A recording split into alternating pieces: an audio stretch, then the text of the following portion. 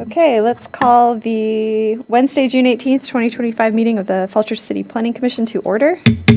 Mr. Trainer, could you call the roll, please? Mr. Polinsky? Here. Mr. Duncan? Here? Chair Comot? I'm here. Mr. Stevens? Here. Ms. Friedlander? Here. Mr. Kravinsky? Here. Thank you. We have a quorum. Great, thank you. And Mr. Krasner won't be with us tonight. Any changes to the agenda? If not, could we have a motion to approve? Madam Chair, I move to adopt the meeting agenda. Second. All in favor? Aye. Aye. Okay, we can move on to our next item, which is our speaker series, none tonight. So we have receipt of petitions. Mr. Trainer, is there any written correspondence for the commission? Madam Chair, I did not receive any written petitions for the Planning Commission. Okay, and is there anybody in who would like to speak in person tonight? I did not receive any speaker slips. Okay, and would anybody like to speak tonight? All right, okay. Then we can move on to our action items. 6A is the Fellows Park Subdivision Preliminary Plat. And this is a public hearing, is that correct? So we should Yes, it open is. the public hearing and close it during this item. Okay. All right, Mr. Fuller, would you like to introduce? Yes. Just getting to that item. Do you have a copy of it? Yeah.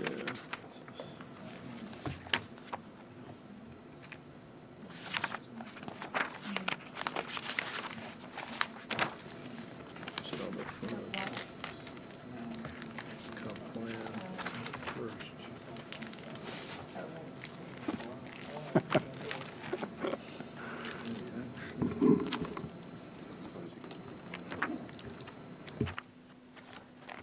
All right. You're up. Sorry, we're efficient tonight. It's okay. Welcome, Mr. Garris. Take your time. So Cameron Garris, our senior planner, he'll be presenting this item tonight. So, thank you. Great, thank you. I was stalling, see. Oh, another 10 minutes. Okay. Welcome. All right, all. As you remember, this is following up from the work session item on June 4th.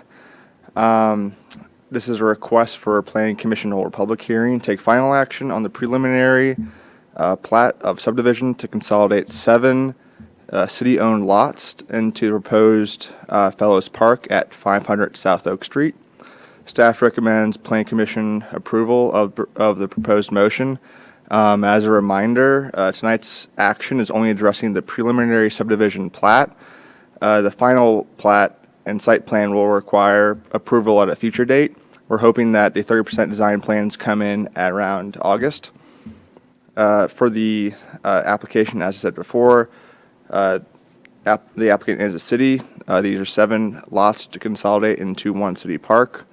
For background, on July 2019, the city of Falls Church purchased lots 1 through 7 for the sales price of $4.6 million.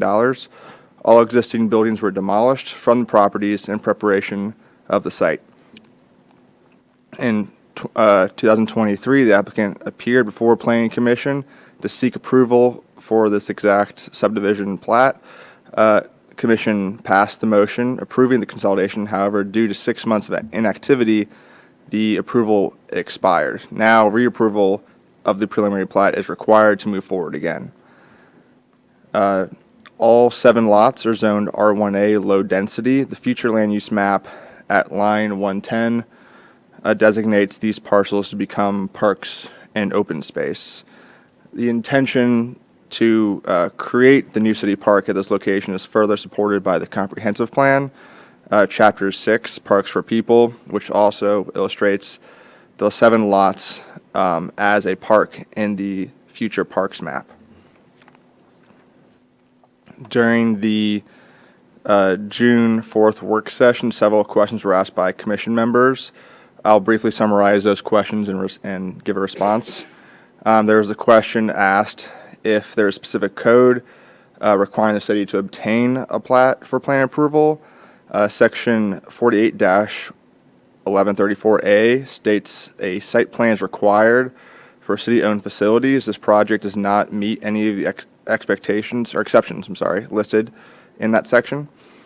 There was also the question to list the price tag of the July 2019 purchase the city made for the 7 lots with taxpayer dollars. That figure is $4,671,100. Another question was regarding if the only use for the lots was a park, or could they be zoning changed to allow for some housing.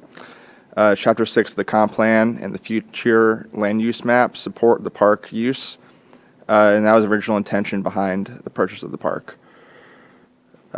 There's also the question if streetlights on surrounding streets were city-owned, and if so, could they become an EV charger? None of the streetlights are city-owned, unfortunately. However, staff will investigate installing an EV car charger during the site plan process.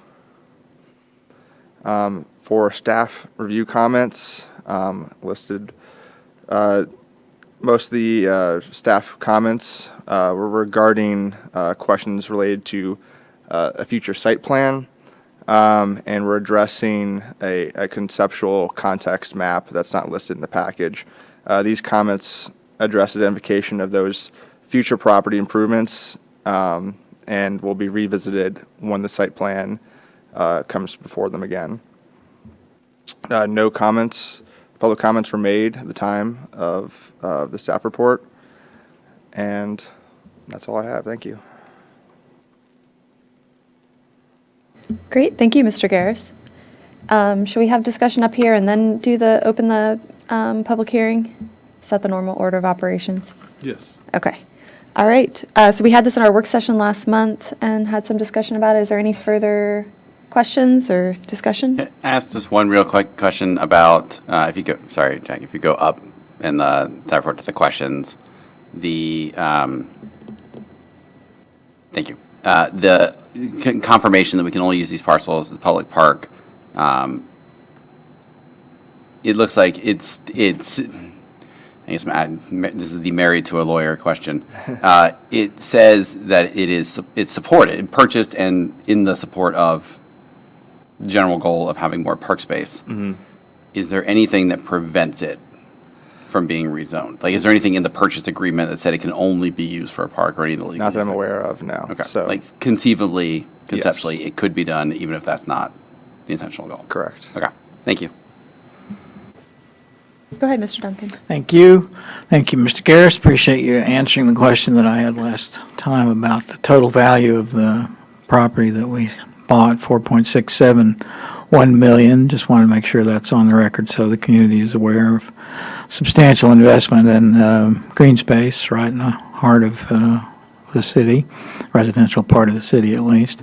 And of course, those costs don't include the extra cost for demolition of the building and all the work that you have done, your time. I mean, I'm sure that we've invested more than $5 million in the enterprise, and certainly by the time we're done, we will have, it's a serious commitment of resources. It's not every day that we spend $5 million on something here in the city.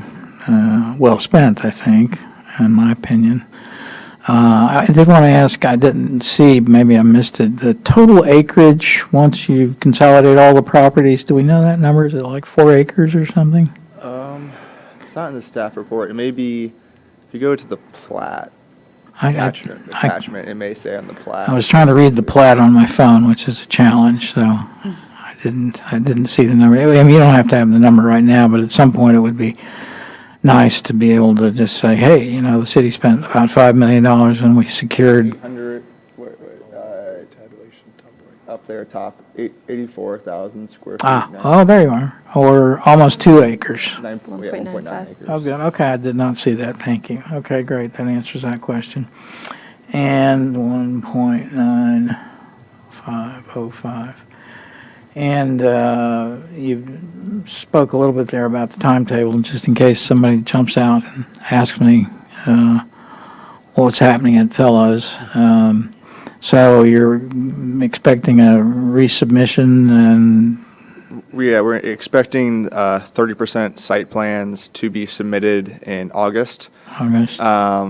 And those would be satisfactory for us to move forward with DRC comments and then to come back for approval. So we're hoping that in the turnaround of early to mid-August, 2 weeks of development review comments and then coming back here as soon as possible. So So the work that will be done might be getting underway in late fall, early spring of next year.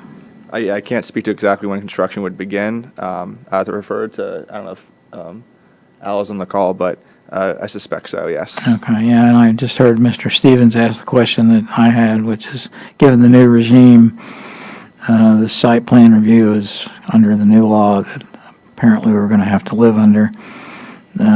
It'll be an administrative matter, not coming back actually to the planning commission, except if we manage to work in some language to our process that at least gives us, informational access to what's going on. Correct. It'll come back as advisory for planning commission. Okay, all right. I can address that further. So Can you? at this point, yeah, it will be under an administrative review by the planning director when it comes back later this year. We usually brief you on CIP public projects. You can't hear me? Okay, I'll get a little closer. So on CIP projects, for example, city projects, I tend to provide those to, as a courtesy and a briefing. And so I don't see why we couldn't bring this back at some point for, follow-up briefing, just to let you know what's going on. So, I think we'd appreciate that. sure. And then in terms of the designated agent being the planning director, I was going to touch on that later, but, it's part of the process that we're initiating in on July 14th. We'll be doing an initiating resolution where we're going to have codified changes to the code to reflect that, and then additional processes and stuff. So we'll be sharing that with you, and there'll be a formal referral, and then, there'll be discussion about, the opportunity for the Planning Commission to have some advisor role in the future. And so that legislation would address that, so. Okay. Any Okay, other- thank you very much, appreciate it. Great. Any other, Mr. Kravinsky? Did you have a question? Well, yeah, let me follow up on Mr. Polinsky's question about the use of the parcels. I think I was the one who asked that original question back on June 4th, and it sounds like he followed up, and it turns out there doesn't sound to be any legal restriction about the use of the land. I think that's what was just confirmed. So my question is more to the other commissioners. There's a lot of water under this bridge. The two new guys have questioned its use.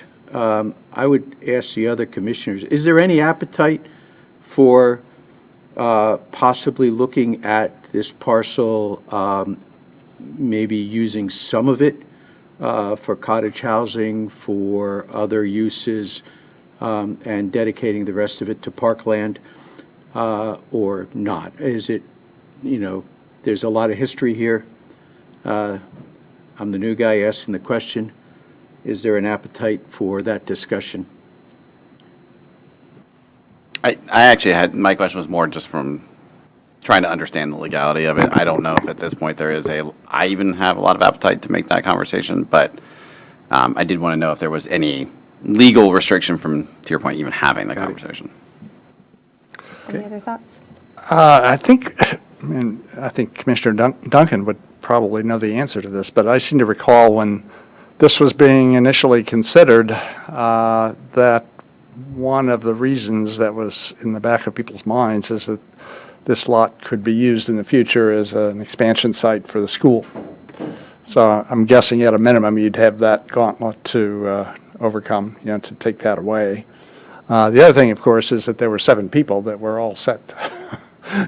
Their preference would have been to have subdivided this and developed as 7 individual houses. So to go back with another housing proposal at this point after, the city went through the process to obtain this land, I could see that being very problematic. No, I completely understand. It was just a question as the new guy. I like the idea of cottage housing, but I guess this is maybe not the best place for it. Got it. I would agree with Mr. Stevens. Yeah. Any other comments, questions? No? Okay. Well, this is a public hearing, so I think we can go ahead and open the public hearing on this item. Is there anybody here who would like to speak on this item? Okay, seeing none, we can close the public hearing. Is there a motion to approve I think there's a motion in Yeah, I can. there's a proposed share that. motion, yeah, at the top of the staff report. Okay. Thank you, Mr. Stevens. Whereas the Planning Commission finds that the proposed subdivision application meets all applicable requirements of the city's subdivision regulations, Chapter 38, and zoning ordinance, Chapter 48, as they are currently applied, and the proposed subdivision is consistent with the comprehensive plan. And whereas the proposed subdivision application is to consolidate existing 7 lots into 1 lot to construct a public park, Fellows Park, and now therefore I move that the Planning Commission grant approval of preliminary plat of subdivision to consolidate lots 1 through 7 into 1 lot. Second. Second from Ms. Friedlander. Mr. Trainer, would you do a roll call vote? Yep. Mr. Polinsky? Yes. Mr. Duncan? Yes. Mr. Stevens? Yes. Ms. Friedlander? Yes. Mr. Kravinsky? Yes. And Chair Comont? Yes. Thank you. The motion passes. Great. Thank you. And thank you, Mr. Garris. Thank you.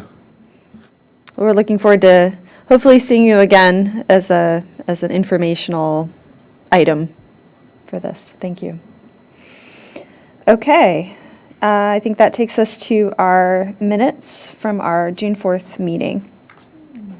Anybody? I didn't see anything that needed. Madam Chair, I move to adopt the minutes of the June 4th, is that it? Meeting? Yes, June 4th. Is there a As second? presented, thank you. Great. I can second. All in favor? Aye. Aye. Aye. Okay. All right, that takes us to our work session. Item 7A is the affordable living policy. Would you like to introduce this item, Yes, thank you. Mr. Fuller? So the Planning Commission is requested to hold a work session tonight on the affordable living policy and its inclusion in the comprehensive plan. So the Planning Commission is scheduled to hold a public hearing and make a recommendation to the council on July 16th. And the council on Monday night had moved to refer this officially to the Planning Commission and schedule their second reading and public hearing for August 11th. And so I have Brendan Woodley from the Housing Office as the development specialist, and he's here tonight to conduct the work session. Thank you. Great, welcome, Mr. Woodley. Thank you very much. Happy to be here. Ladies and gentlemen of the Planning Commission, staff report here tonight follows the May 7th Planning Commission draft review and just following Monday's council work session that referred the Affordable Living Policy Comprehensive Plan Amendment to the Planning Commission. As a refresher, the Affordable Living Policy addresses affordable housing in the city and is updated on a 5-year cycle. During this cycle is determined to include this as a comprehensive plan, this draft as a comprehensive plan amendment. So this is the work session that precedes the Planning Commission public hearing, which is scheduled for July 16th and updated per comprehensive plan amendment guidelines. This draft has been reviewed and commented on the Affordable Living Policy Work Group, the Housing Commission, HSAC, EDA, Planning Commission, and now Council. And all comments have been addressed by staff and documented in the comments tracking attachment. Furthermore, in your attachments, we have supplied the latest version of the draft, as well as a red line which notes all of the changes since the Planning Commission last reviewed the draft back on May 7th.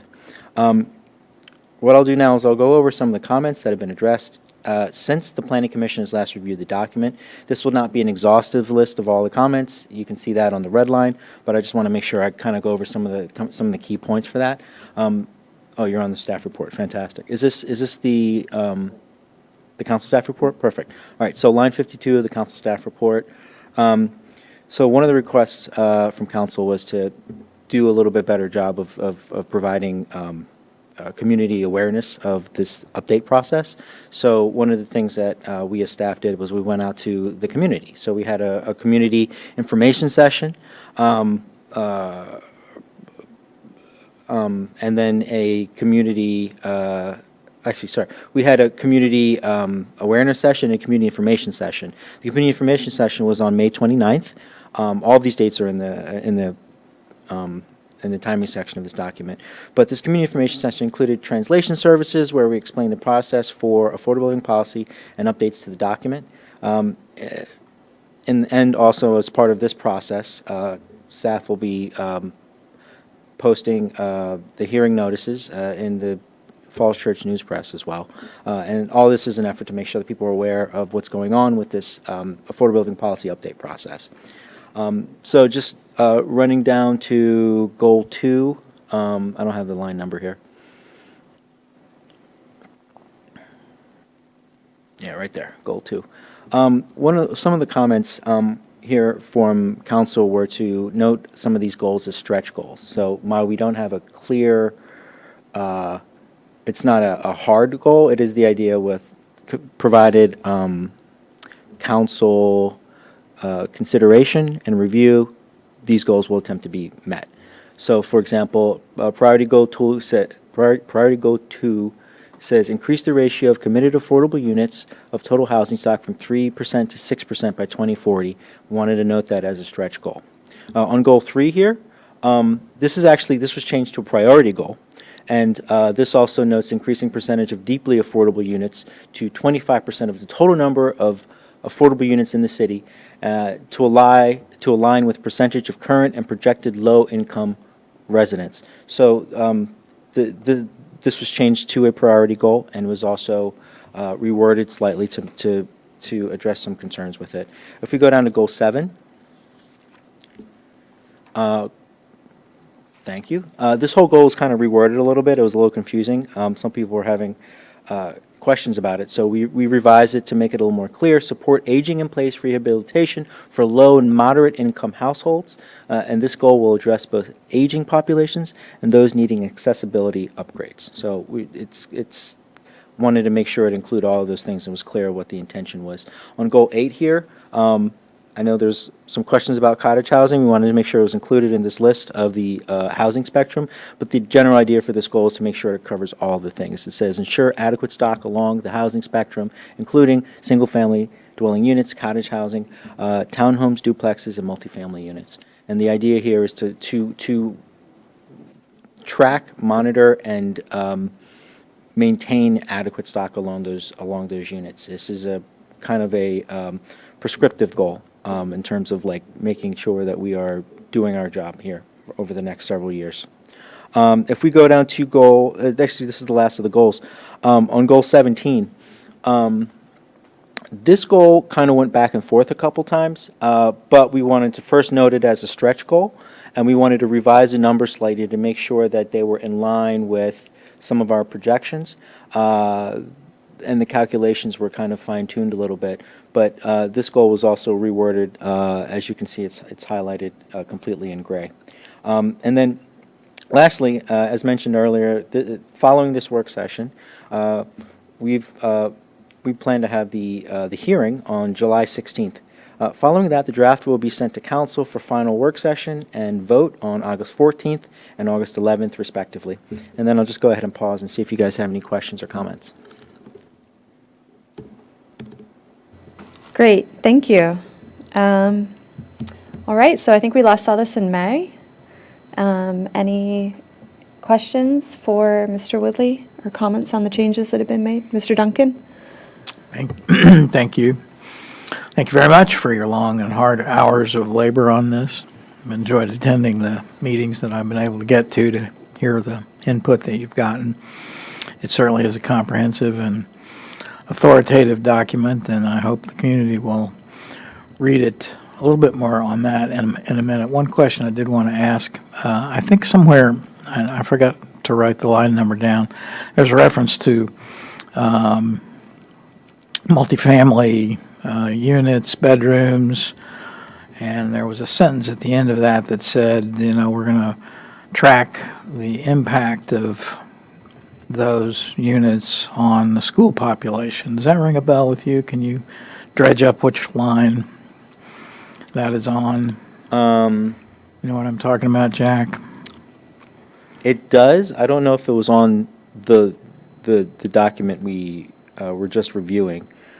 Did it get scrubbed out between the one that I read and this one? Was it in the staff report or the It could have been, document? it could have been the staff report. I'd identify it more with one of the goals, you know, that he was rattling through there, but That was a request to make sure we include consideration for the, for schools when making changes. Yeah. Especially zoning level changes that alter the composition of housing in the city.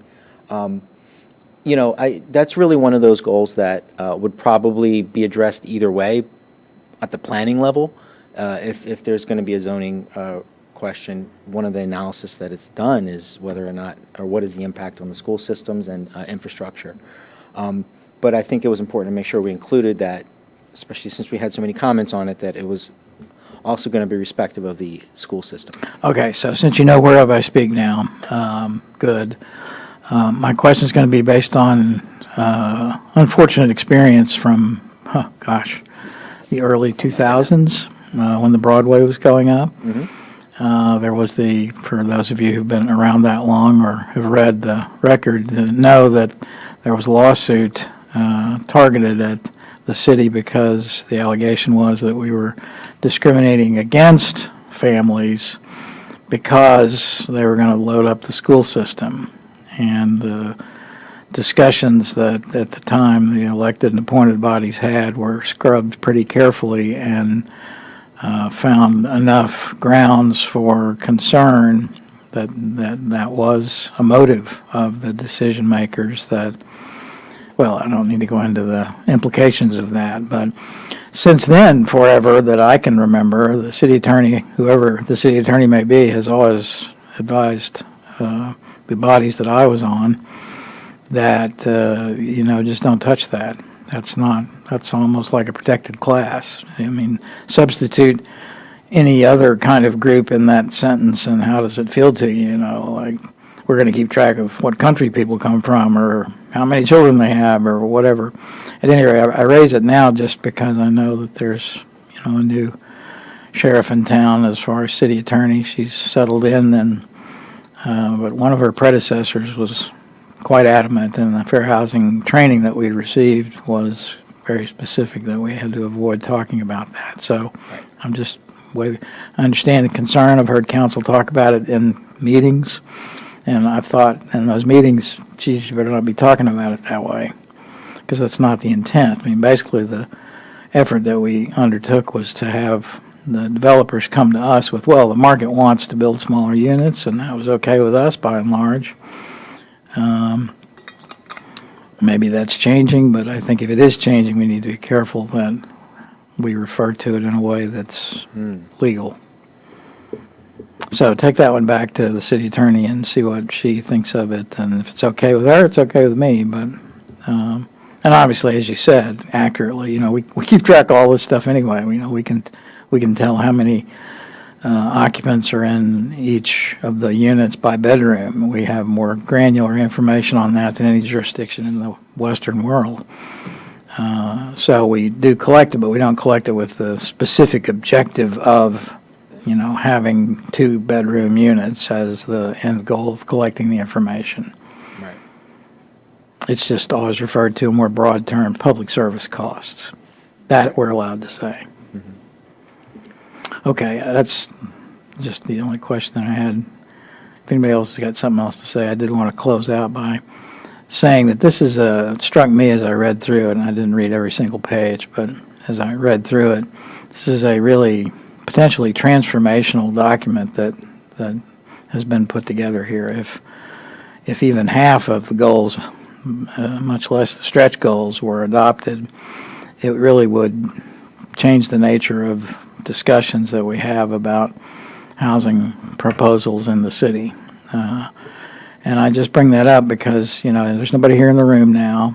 Nobody's listening. Nobody's coming to the planning commission fussing about some proposal, except, yes, those of us who are paid to be here. But that's not the case generally when a housing proposal comes up. I mean, we specifically call out, we want cottage housing, we want townhouses. And yet, when we get a proposal for cottage houses or townhouses, invariably, there's an uproar of opposition and protest. And, you haven't talked about this, you haven't shared this with the public, et cetera, et cetera. This, in my mind, gives us a defense against that accusation because, here it is. It's all laid out. We've been working on it for a year or more. And the objectives, the goals are clear for all to see. So as you go forward, I would just encourage you to do whatever you can do to publicize the real nut graphs of this really lengthy, exhaustive document and encourage people to understand that it is going to be, if it's approved by council, the marching orders. Right. And they are significantly more aggressive in terms of affordable housing and dedicated taxes and all the things that are in your goals. They're considerably more aggressive, 12% ADUs. We took us 10 years to get to that number for Founders Row 2, and now we're going to try to establish it as a baseline for all developments, and that's a big deal. So, it's good that we're equipping ourselves with the ammunition to say, no, we have talked about this as a community, but do be aware that the community doesn't always pay attention until it moves into their backyard. Thank you for allowing me to go on a bit. Thanks for the kind words. Appreciate it. I agree 100%. Thank you, Mr. Duncan. Mr. Stevens. Yeah, I appreciate all the work that went into this, and I support the plan. At our last work session, I had mentioned to Dana, with respect to the issue of seniors on fixed income, that the state of Georgia had a plan called the Homestead Plan that it might be worthwhile to take a look at. And unfortunately, didn't make the comments here, but and I recognize now not everything can. But I'd appreciate it if staff would put that on its to-do list at some point to take a look at as something that could possibly be of interest to us here in Falls Church. And that's all I have. I'll take a look at it. Great, thank you. Ms. Friedlander. Thank you. Thank you for presenting this. This is a really great, comprehensive package, and I can see the amount of work and detailed work that went into it in collaboration. And I really appreciated seeing the revisions in the packet as well.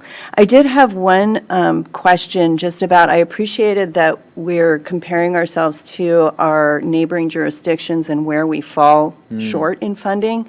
Can we also add Fairfax County into that per capita to kind of see where all of that falls, or was that a decision not to include Fairfax County?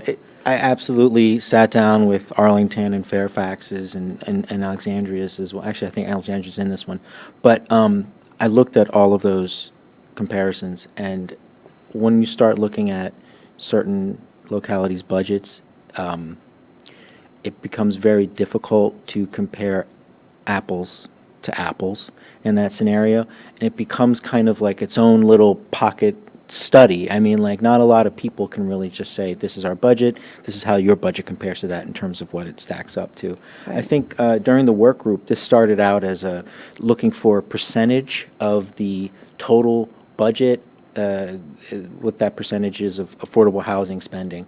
Right. That was also very difficult because there are so many different types of ways to pay for affordable housing: grants, tax abatements. Just those two things makes it difficult in terms of to compare it apples to apples.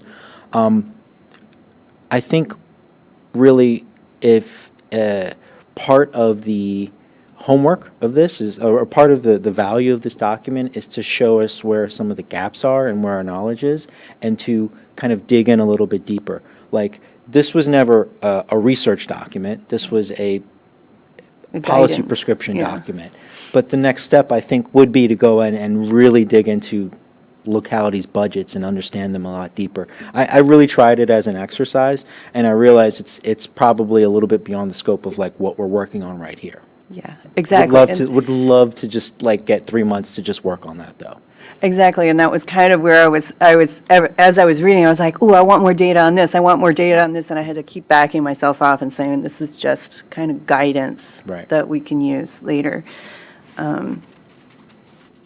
But I did want to just state that I appreciated the short-term goals and the action plan items, the importance of tying it to the CAP, the importance of having the affordable living dashboard that is a live tool for people to access. But also for the immediate goals, like in the goals, you had some that were highlighted orange or yellow, and those are prioritized within each one of those, like the short-term, the immediate short-term and longer-range goals. Jack, if you come down to the action plan section, It's toward page the end of the document. 32. It's the big table. It starts on page Right there, yeah. 32, yeah. Oh, okay, yeah, it starts earlier, sorry. Sure. So these shaded goals in the immediate implementation, and then you have shaded goals in short term and shaded goals in the other longer term. Yeah. It seems like some of those immediate goals, like number 20 on page 34, seems like it should be a priority. And because it's one of those that is, establishes and maintains a dialogue with local jurisdictions. And I think that also ties into the conversation about the unhoused services that are over at the property yard and the coordinating with other jurisdictions to kind of pool our resources, identify the needs so that we can evaluate that in tandem with the Gordon Triangle redevelopment efforts, or, those conversations that are happening, so that we're working in tandem. So I felt like the communication among local jurisdictions and agencies that are serving those in need, that we're coordinating that up front and that should be more of a priority, so that we're addressing those needs in our planning rather than having other priorities precede them. Right. I'll just say that the highlighting specifically notes the priority that's been designated by the Affordable Living Policy Work Group. Okay. We've had a couple changes to the priorities, but I'm a little bit hesitant to make substantially more changes, because that would put something like half the bullets on there, or half the goals as priorities, and then why have priorities at that point? I'll take a look at this, and I'll see if it kind of fits into the framework of how we've established priorities. Okay. But, I mean, this was really my concern, I'll just be candid, with having priorities in the first place, because it deprioritizes things is what it does, right? Like, we said there's 20 goals that are priorities, but then some of them are less priorities, so what Right. happens to those, especially if we're dealing with the thermodynamic realities of a small city?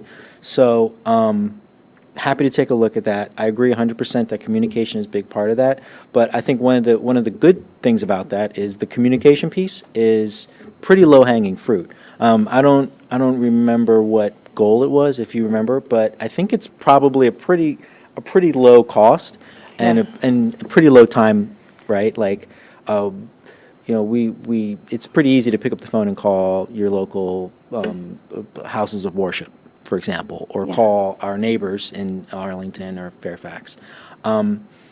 That's like something that can really be done tomorrow if we decided, and we do it regularly.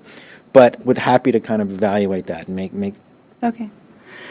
review it as a priority. That would be good. Yeah, I think it's number 20 on page 34, and then number 14 on page 36, which is also tied to number 12. So Right. just take a look at those three, because I think it seemed like low-hanging fruit, that it wasn't like, oh, let's shift our priorities. It seemed like this is kind of, you're probably already doing it, right? So, okay. Whew. And that's it for me. Thank you so much for bringing this forward and for all your hard work on it. Appreciate My it. pleasure. Thank you for your comments. Great, thank you. Mr. Kravinsky? Thanks. Well, first of all, having spent a year on the Housing Commission and watched this document evolve and grow, just kudos to everybody who worked on it. It's really a very substantial document at this point. And so Brendan, kudos to you and to the rest of the staff and all the residents who worked on it. I thought it really evolved very nicely. I have a couple questions and suggestions. First one is a technical question. Just confirming, your Chapter 9 action plan, is that the same as your Appendix D list of formal actions, which you're listing as a placeholder?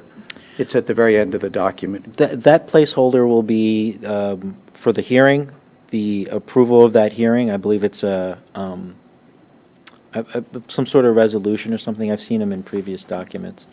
It's the last page.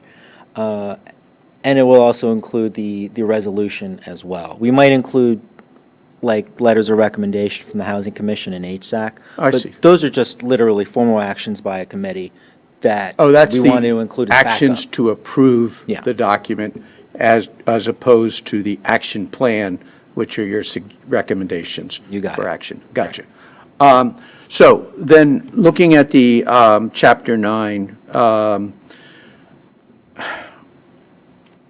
I want to suggest that the long-term implementation, greater than 3 years, should not be to investigate something. We shouldn't, the investigation should be relatively immediate. I think what you mean to say is, for instance, on the top of page 33, you have investigate real estate tax abatement as an option for affordable home ownership. So what you're suggesting is to implement a tax abatement option for affordable, not to investigate. I mean, the investigation should be relatively immediate. I mean, looking at the one right below it, Right. review and investigate comprehensive zoning reform that includes missing middle and floor to area maximums. Right now, the planning staff is going through, the land use chapter of the comprehensive plan. That's going to be investigated probably within the next 6 months, I would think. So I think what you're saying is not investigate, but implement or somehow make it happen. Is that what? When we say investigate, I think that involves resources, right? At least from the housing side, I certainly don't want to speak from the planning side. We don't have that many resources to sit down and do homework. You know what I mean? It's more of a question of allocation of resources. I'm happy to include implementation there as well, but I'm not really pushing back. I don't disagree with you at all. But Yeah. I mean, there's a concern about all of the investigation stuff happens tomorrow, but then there's one person to do it. But the investigation shouldn't be beyond a 3-year window, for sure. I mean, Ms. Baseman is sitting right here, and she's writing the chapter on land use, where she's going to be addressing all of these issues in the next 6 months, right, as part of her document.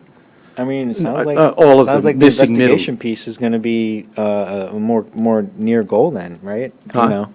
It sounds like the investigation piece will be a more near goal, so I can certainly move that up. I think the ones that are just doing the analytic work seems to me Right. shouldn't be beyond a 3-year window. It should be in a much closer horizon.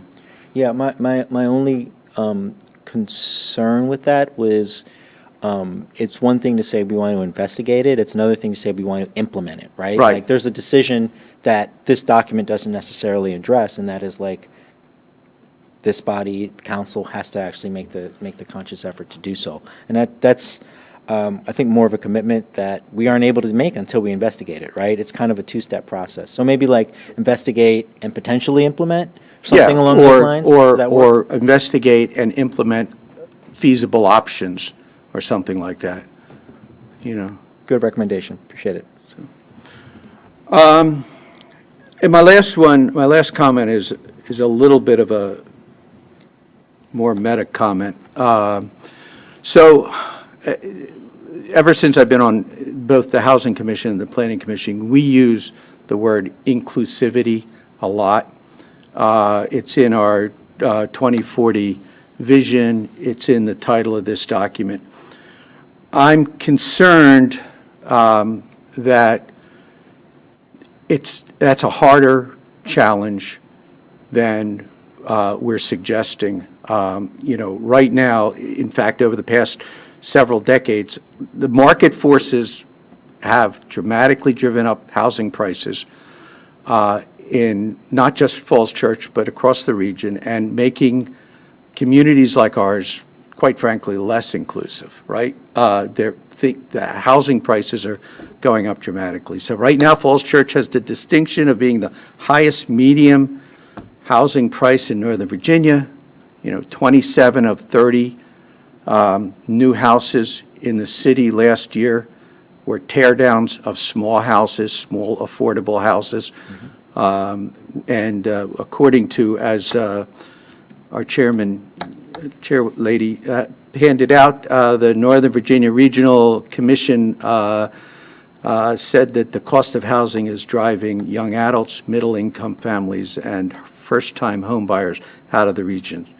So I think we need to be intellectually honest, get back to Mr. Duncan's comment about how aggressive this plan is, and we need to make sure that we address that right up front, that there are market forces that are going to make, we need to double down on these policies and these programs. And they're going to be tough choices. They're going to be very difficult choices. So I would recommend that we address that right in your introduction. I wrote the following, I no pride of authorship here. It could be tweaked, but I think we need to talk about it, how we are challenged by market forces in terms of inclusivity. So what I wrote was, over the past several decades, market forces have driven up home prices and rents in the city, and it is no longer an affordable community for many families. To counteract this trend and help address the nationwide housing crisis more generally, the City of Falls Church needs to adopt proactive and forward-leaning policies and programs. This may include resourcing of programs, rethinking zoning and land use policies, and consideration of tax incentives to preserve and promote a diverse housing stock, all of which you address in your action plan, but I think we need to move that right up so that we're, eyes wide open about how difficult this will be against market forces. So I throw that out. I don't know. I just think we need to have that up front in the introduction.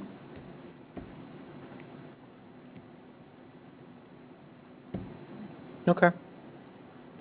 And I can send that to you if you want it. Yeah,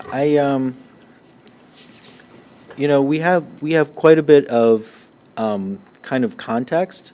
We don't necessarily get into specifics, but in the introduction in 1.2, it talks about why affordable housing matters and why it's valuable. This is valuable as an exercise. But I mean, like, if there's some kind of like modifying of the language in that section, I think that would probably tie in pretty closely to what you are looking for. I'll go ahead and rewatch the tape and And I'm not necessarily address, I think you've made a great case about why it's valuable. Sure. I think we also need to make the case about how difficult it's going to be to do this in the current market environment. Got it. Okay. I'll look into that and see what we can do about modifying it. Thanks, that'd be great. Thanks. Nice to see you, by the way. Huh? Nice to see you, by the way. Housing Commission Emeritus. I Great. get paid for this one. Thanks, Mr. Kravinsky. Mr. Polinsky, did you have any questions or comments? No, the question came up when I was listening to Mr. Kravinsky's question. This, again, one of the new guys on the Planning Commission. I'm relatively unfamiliar with the history of this document, but I had a question. Is this a shoot for the stars kind of plan, meaning that if we got 50% of the way there, it would still be considered a success, or is this only a success if we get all the way there? I don't know how to answer that. I think we would like to do our best to achieve everything on this document. It might not be realistic that everything gets done, but best efforts. Yeah, Certainly. I think it's just helpful for me to understand the, reading into the specifics of it, do I look at this as, this is where, we have to hit these, this is a stage gate to something else, or this is aspirational long-term goals that help me, getting in the direction of this is good for the city, this is what we want to do, or things will fall apart in some way, shape, or form. It's a drastic way to say it, but some level of something will go wrong if we don't reach these numbers. I think that's what I was trying to understand. I appreciate that context there. I guess probably the best way I would describe it is this is a document that seeks to move toward a society that the people, and it's largely citizens of Falls Church, would like to see in 5, 10, 15, 20 years. If one of these things doesn't get addressed, does that mean we are led to ruin? No, not at all, but it certainly is a different picture, and it doesn't really achieve the goals of what a lot of the citizens have asked for and voted on at this point. So. Yeah, and that makes sense. I think you said at the beginning that this was the idea of prioritizing necessarily means deprioritizing, right? You've got things that are not as important if you say something else is more important. And I think the thing I'm trying to understand out of this, and I think I've been listening in this conversation, I think I understand is that this is aspirational goals. We are trying to get to these things. This is what we want as a city. I think the thing I wanted to understand is there's some very specific numbers in this in terms of goal. Commissioner Duncan was saying, 12% set stock for affordable housing in new development is a very aggressive goal. So if somebody comes to redevelop, I don't know what the name of the building is, the one with the 4 Ps in it, but if they come back around and say, we want to do this, or we want to do something on the, I really should learn the official names of these things. It's just the space next to Harris Teeter, the West Broad building that we're still talking about. If they come in and say 9% or 6%, is that, we're aiming for 12 as a starting point. Are there goals we don't reach if it's 9 or 6 or something like that? I think that's what I was trying to understand. I appreciate the context you were giving there, but I think that's the root of my question. Right. So, I mean, there's lots of ways to achieve specific goals. I think again, what I really wouldn't want to do is kind of in a public session say that these goals wouldn't matter, right? What we'd want to do is make sure that it's clear that we're going to make our best efforts to make sure that all these goals are achieved in kind, right? There's lots of questions, right? This is a starting point. This is certainly not an end point. There's further research for a lot of these topics that are required. There's questions of staff. There's questions of cost.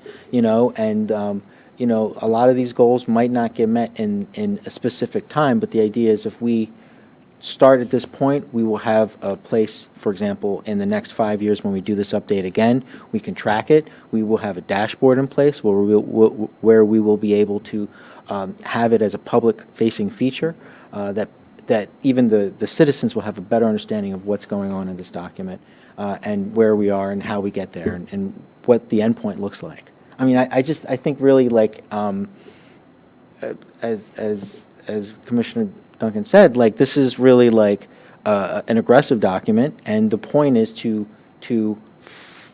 start the city in the direction of a way that like we can actually start making positive impacts to people's inclusively over the next 5, 10, 20 years. And I don't disagree with any of those goals. I think the thing I was just trying to understand is how prescriptive this document is in relation to these specific numbers. Like, does this number mean something? Is it a stage gate for something else? I think I got. Yeah. But I need to know that. I appreciate it. Yeah. I mean, like I think whenever there's a number specified, it's thought through with a level of clarity that we think is realistic. Yep. Certainly. All right. Thank you. Did you want to follow up on something, Mr. Duncan? Just on that point, this is a very thoughtful discussion thing. I like Mr. Kravinsky's lead. That's great. If you could send that around to all of us, we could all put that on our social media and say that's what we did, to earn our pay tonight. In terms of data and what you aim for, I thought one of the more interesting examples that you brought forth were the various occupational categories of people who, make the town happen. In a commercial sense, in a business sense, and how only 2, I think, of the 15 or 20 categories are earning enough money to even think of living actually in the city in which they work. And that's the kind of data that's, useful in making an argument for a specific project that comes forward and wants to offer smaller units or less parking or any of the other number of concessions that developers usually seek when they're trying to build in an urban area, and challenges us to make trade-offs. You can't have a building without parking. Well, they do it in a lot of jurisdictions. They do that, and somehow life goes on. And to the degree that this document gives us more of those targets to hit at, I think that's good. It was pretty basic, pretty simple 10, 15 years ago. We did a new multifamily building, and we wanted ADUs in that, and we didn't even ask for them to be permanent. I mean, this is a learning game, but this document hopefully will, lay down lines that will not retreat from, and in fact, hopefully advance to meet. Yeah, thanks for calling up. Nurse, medical assistants, paramedics, EMTs. These are all those people have visited my house in the last 6 months. Home health aide, yeah, police officer, sure, yeah, I got one of those in the family. I mean, it's just astounding when you think grocery clerk, people who work at the movies, there's just a whole ocean. I always, when there's a grand opening or a ribbon cutting, and the staff shows up, I always move away from the boss and ask the staff, where do you come from to get to this job here in the city of Falls Church? And oh my Lord, some of them are coming from Occoquan and, to pull wages that wouldn't even pay for the gas. But, people are industrious and they have high hopes that once they get started, they'll climb the ladder. We need to be doing more to help that class of people live in or nearer the city than they're able to today. Agree. Thanks for your input. Well said, Mr. Duncan. A few comments from me. I also would second Mr. Kravinsky's suggestion to include that kind of broader framing. There was a podcast recently. The Strong Towns had Colum Clark with the Economic Growth Initiative at the George W. Bush Institute on, and he was talking about housing reforms that can actually result in more housing being built. And he talked about the difference between man's laws and the laws of the marketplace, which we can't control. Man's laws are things we can control. And so I think it is a really good reminder to us that even as well intentioned as we are dealing with these market forces that we're going to have to figure out how to address. And I agree with him that I think that would be a nice framing closer to the beginning, and I think it fits well there, and I liked his suggested draft. So I think that would be a good change. I also, like Mr. Duncan, really appreciated the table with all of the different essential worker professions and the salaries, and then the sort of like reality check on like what can they afford in the city. That was really powerful to see all of that red, Right. you know. So I'd almost next love to page. have little like stock images of each of them in the table, you know, because these are real people. Just yeah. Yeah, I mean, I don't know if that's possible. It's already pretty long, but Stock images? yeah, Oh, for grocery. I mean, just like these are real people that we encounter in our daily life that we rely on, you know, as the essential workers that they are. So just something that would humanize it a little more would be nice. But that's a nice to have. I think it's good that we elevated the that goal of increasing the percentage of deeply affordable units. My understanding is that the wait list that we have, like 50% of that wait list is for the really deeply affordable units. Is that right? So that's really where the need is. right. Yeah, from what I understand, pretty much the only feature in the city that addresses that, that would address that goal right now is the CCAU program. Right. There's 12 units in the CCAU program right now. Yeah, yeah. So we really need to focus on moving the needle there. And of course, like, those are low AMI units, so that's going to be a significant cost, right? Like, there's an actual dollar for dollar. Yeah, I was wondering how that would sort of match up against our goal of 12% affordable units overall in new developments. Like if we're requiring more of those units to be deeply affordable, I'd imagine that overall number may need to adjust, or we can negotiate harder, or we give up other things, right? Right. Parks, schools, library, funding. We And that really one's a focus on priority now as housing. well, so. Yeah. I had one suggestion in that, the aging in place goal, that, not sure what page that's on, if you Control F for rehabilitation. I think that word isn't quite right. I didn't understand it. You mentioned that this goal had been. 7, page Had been 16. rewritten. I think it's more, when I think of rehabilitation, I think about like kind of restoration, like fixing something that's broken. But I think really what you're talking about is more home modification. yes. Okay. I might replace Rehabilitation's that the wrong word word. rehabilitation with home modification, just to make it clearer. I think like rehab, right? I guess what's rehab short for, you know? Well, it's changing the building to be more accessible, right? So I think it's a modification rather than a rehabilitation. It's not fixing something that's broken, it's changing it so it works better for the person who lives there. It's a small thing, but I think that home modification would be a better term to use there. I was wondering if I think you had mentioned before, I'm really excited about the dashboard that we're going to have to sort of keep track of all of these goals Yeah. and initiatives, and how, you know, because we're intending to gather a lot of data. So I think you said before that might launch later this year. Is that still the intention? Yeah, I mean, we've basically had a working prototype for probably about the last year, but we just haven't actually released it to the public at this point. But we've shared versions of it with the Housing Commission. I mean, I could share a copy of it with this board, but at this point, like, we might as well just polish it up and have it ready for final release, and then we can go ahead and do a tour to show what we've worked on. That would be great. It's Yeah, so if you exciting. if you would be willing to come back and do a demo, Yeah, so we for sure. could kind of see the tool and how it works. That would be terrific. Or even a video Yeah. demonstration for the public. I think being recorded, that would be nice too. I mean, we'd love for it to, like, set a standard in the city for how we present information, and we you know, public awareness and freedom of information, you know?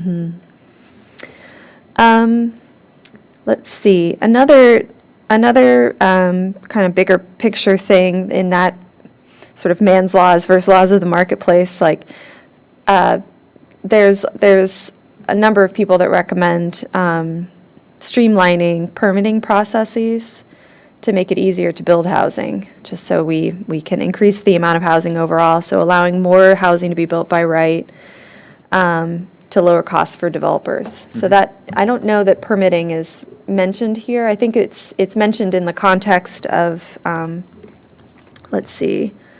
I mean, it's. It's mentioned in the context of encouraging larger household units in Goal 9. But I really think streamlining permitting requirements is helpful to creating more housing overall. So that might be something that you could take a look at, whether that's a strategy or tactic that can be applied to some of the other goals. So I would say probably Goal 8, which is also a priority. The strategy there is review and investigate comprehensive zoning reform that includes missing middle and Florida area maximums to encourage more development options. I mean, I don't know if so that's kind of like what you're, like, close to what you Well, were there's interested in? zoning, but then there's also sort of the permitting, like the process that it goes through to get built. And I feel like they're related, but maybe a little different.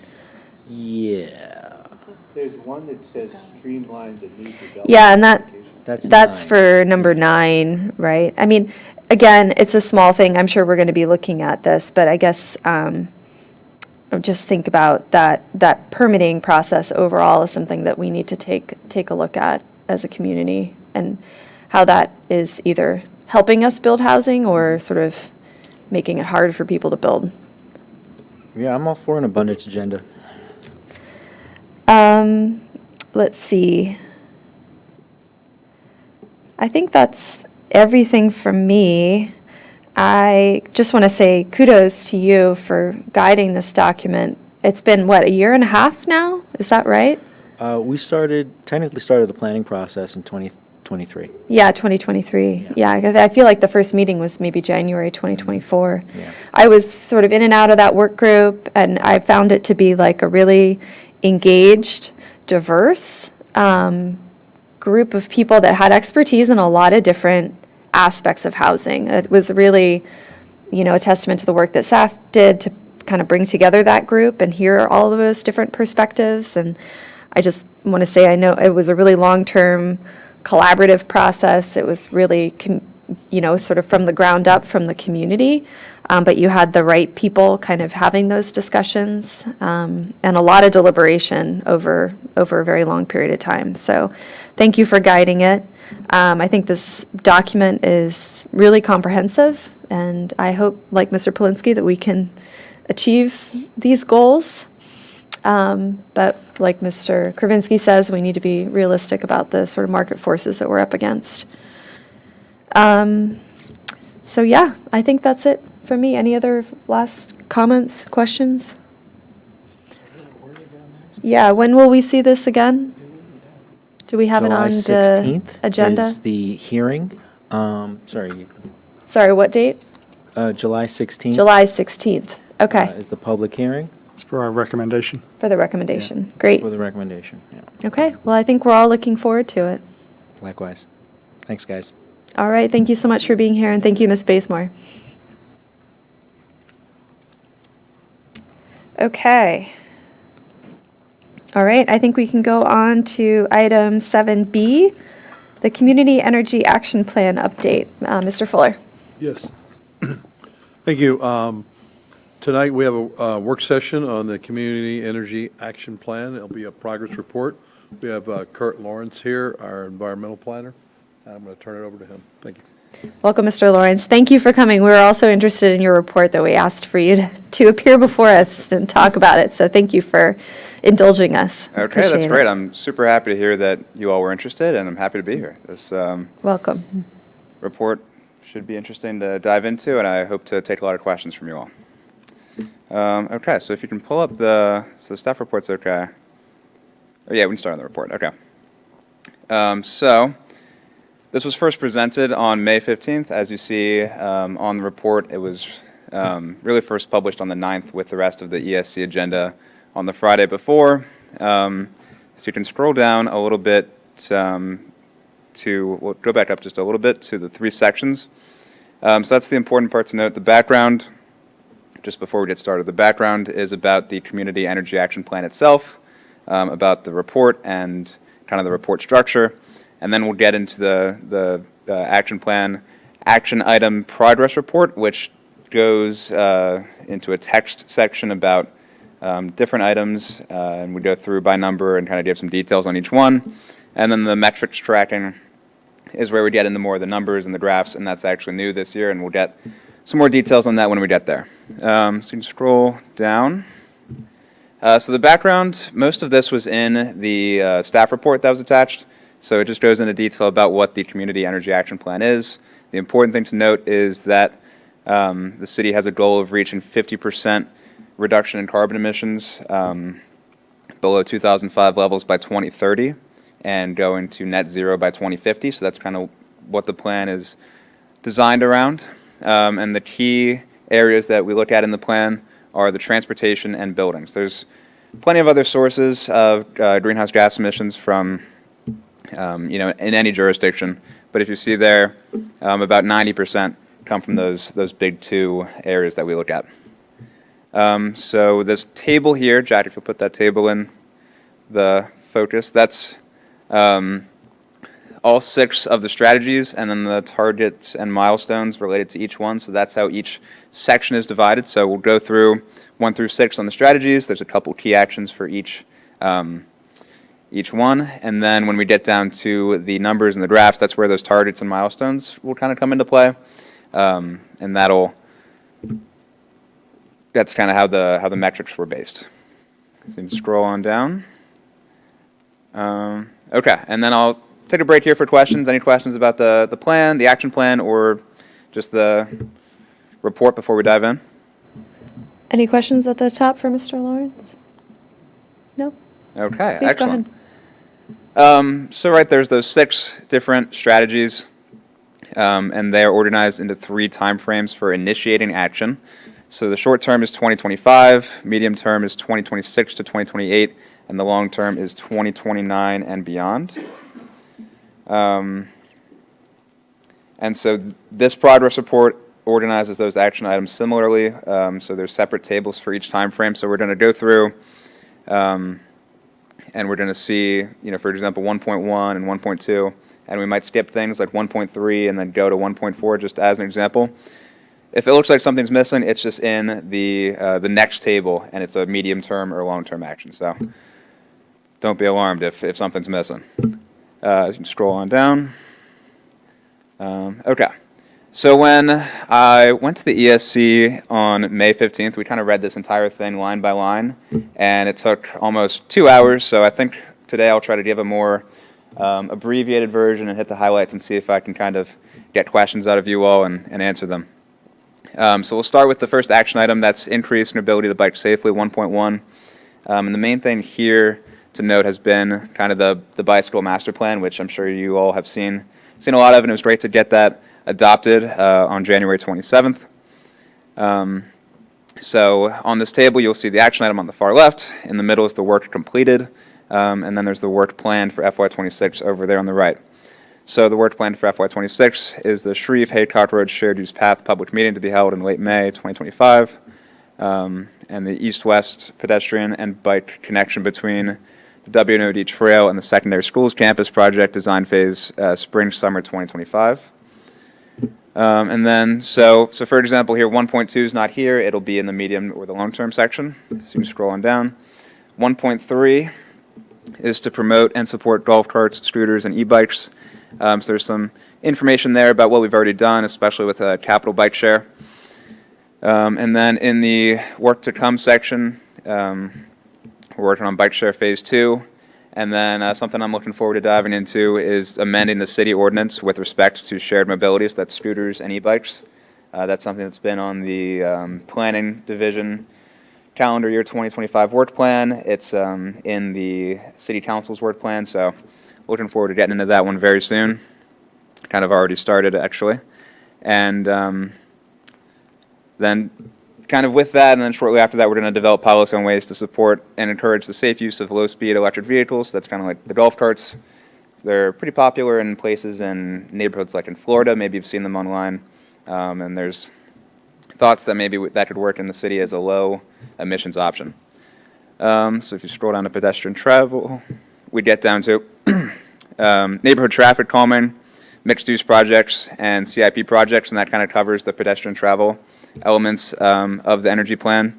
And then kind of broadly, we just state that pedestrian travel will be supported by NCC, Missing Links, Rapid Response Crew, sidewalk repairs programs, CIP projects, and private development projects like those mixed-use projects you see.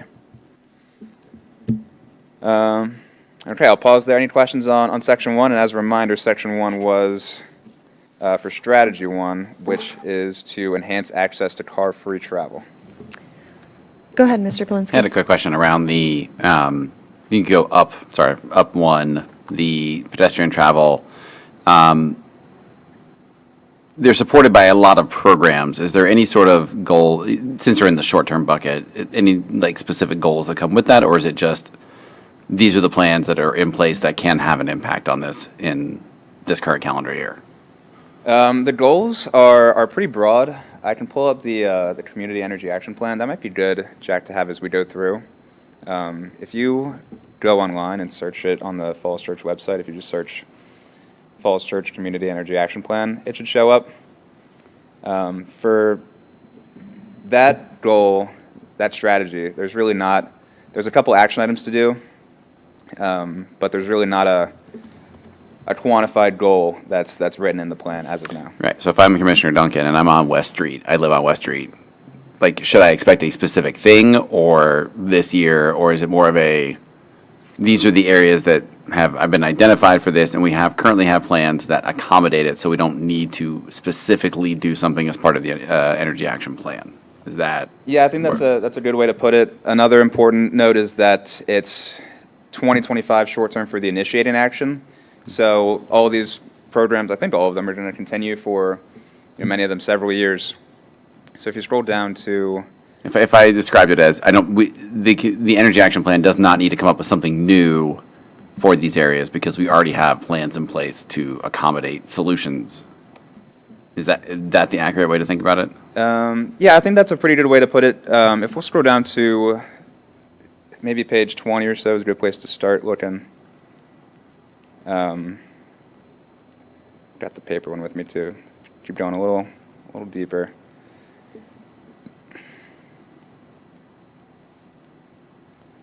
And this will be useful to dive into this one because it's a lot of these action items are written pretty similarly with similar kind of goals. So if you go up a little bit to 1.4, a little bit more.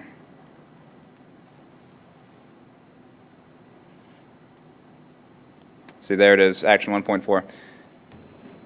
So it kind of says, right, why, how, and who. And some of these hows are kind of our toolbox for completing the action 1.4, which is pedestrian travel. So, right, continue to invest in sidewalk widening, continue to invest in crosswalk and signal changes, develop a sidewalk master plan that's complementary to other plans. There's not specifically on West Street, we're gonna do this. Maybe that would show up in a sidewalk master plan if that was something that we ended up working on. But this plan, for the most part, keeps it to a pretty high level. So in the progress report, we just try to highlight things that are supporting the goals of the plan, if that makes sense. Yeah, all right, thanks. Okay. I had actually a similar question. I mean, to my mind, and maybe this is unrealistic, but I feel like it would be more concrete to have like specific goals. Like, so for pedestrian travel, we could look for, miles of sidewalk in the city, for example, or other, like if we could install pedestrian counters, we could actually track the number of pedestrians in the city at certain key locations where we expect a lot of pedestrian activity. I mean, and same thing for bikes. You could imagine a goal of like miles of, safe, protected, all ages and abilities, low stress bike lanes, right, available in the city. And so those are like more concrete metrics that we could be working towards. So if we go back to, you can go back to the report itself, Jack. So that's a good goal that gets more specific into the pedestrian travel itself. But if you scroll up to the second page of this report, the overall strategy there is 1 and 1.4, which is pedestrian travel, is just one smaller section of that. And then the targeted milestone associated with that is 20% reduction in passenger car vehicle miles traveled. So that kind of touches on quantifying that that item, but it doesn't dive as deep as separating it, into pedestrian travel alone. Yeah, I That feel- factors in the bike and the, Yeah, I feel like that's Rest like of it. kind of the overarching objective that we're driving towards, like the outcome that we want, but the sort of how we're going to get there, like concretely, like how we're going to get there. We know we need to build more bike lanes. We know we need to build more sidewalks. We know we want to lower speeds in the city. Like there are like other kinds of like specific data points that we could be tracking and working towards. Okay. Andrew Olson, who runs Bike Falls Church, maintains this really nice dashboard of those kinds of metrics. I'll share it with you for bike facilities in particular. okay, yeah, that sounds great. As an example. Okay. And I know, that's not on you to like create those, but I just feel like as we keep moving forward with these, it would be helpful as, if we as a community could come up with like, these are the specific strategies and here are like the clear goals that we have for each of these areas. Like if we know we want to reduce car traffic, then we need to build more bike lanes, we need to build more sidewalks, we need to get more people biking on e-bikes or using I think you have clear so other parts of the plan, it's, like 5% of houses should have solar by X number of days. So there are sort of like those clear objectives. But in this section of the plan, I felt like that was missing a little bit. Okay. Yeah, thank you for the comment. That's great. Okay. Any other Anything else? questions on bikes or PED? Thank you for going through this section by section. I think that's helpful. Okay, I'm glad you all liked it. We can Yeah. change if you like, but I found this to work well with the ESC at least. So I think we were at 2.1 up here. So all of these ones are combined into 2.1, 3.1, 5.1, because they were all pretty much the same strategy, which was to establish the one-stop shop. The full title is One Stop Shop for Community Energy Action. So we published that starting in the spring of 2024. And now it has several web pages, including pages for EVs, rooftop solar, induction stoves, electric water heaters, heat pumps, geothermal heat pumped clothes dryers, home energy audits, and electric lawn equipment. We've added a feedback survey to the homepage of the One Stop Shop to see if we can get some useful information there. We've published 2 videos on electric vehicles and on home energy audits. And in fall of 2024, we did mail one-stop shop flyers to all city residents who received a personal property tax mailing. So there, the plan is to continue making a couple more videos with FCC TV, and then additional web pages to be added, considered based on information from the feedback survey or from community input. So, for example, the electric lawn equipment page wasn't in the plan originally, but was added due to a few people saying that would be useful, and we agreed. So going to 2.2, personal property tax incentives. Nothing to report for work done so far, but it did make it into the Planning Division work program. And the first kind of steps of doing personal property tax incentives would be to include research and initial assessment of possibilities. So specifically, that means a tax incentive for alternative fuel vehicles. So, for example, the car tax on an EV being less than the price of a car tax for a gas burning vehicle, if that makes sense. Okay, so that's it for 2 for the short term. Any questions there? Any questions on this section? No? I've got some overall comments, but I'll Okay. wait till the All right. Okay. Thank you. Great. And sorry, 2, the strategy 2 was accelerate the shift to EVs, and then we'll get down to 3, and that strategy is to improve efficiency and electrify our buildings. So 3.2, you scroll up just a half page, is the commercial and residential energy audit program. So we started this as early as last spring to try to do a commercial energy audit program.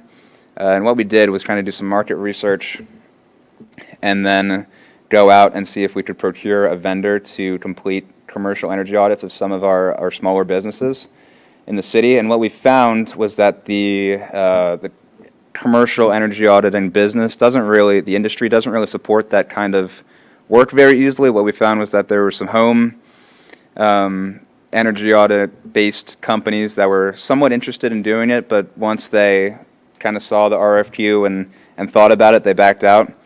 And then the larger commercial energy audit vendors, the quotes we got were not feasible for the city to spend that kind of money. Some of those quotes were 5 to 10 times the amount we'd be willing to spend. We found that those companies are typically doing, really large multifamily buildings, multi-use buildings, things like that, when we're looking to do, a couple of the strip mall stores or small restaurants and things like that. So it wasn't a cost-effective way to administer that program. So in November, we started considering, instead of procuring our own vendor, allowing businesses to go out and get their own vendor, and then working through a nonprofit to then award some kind of grant for that energy audit. And then as we were kind of working through the details of that, the opportunity came up for us to apply for funding from the Virginia Department of Energy for a residential energy audit program. So we kind of put the commercial program on hold to focus on the residential energy audit program.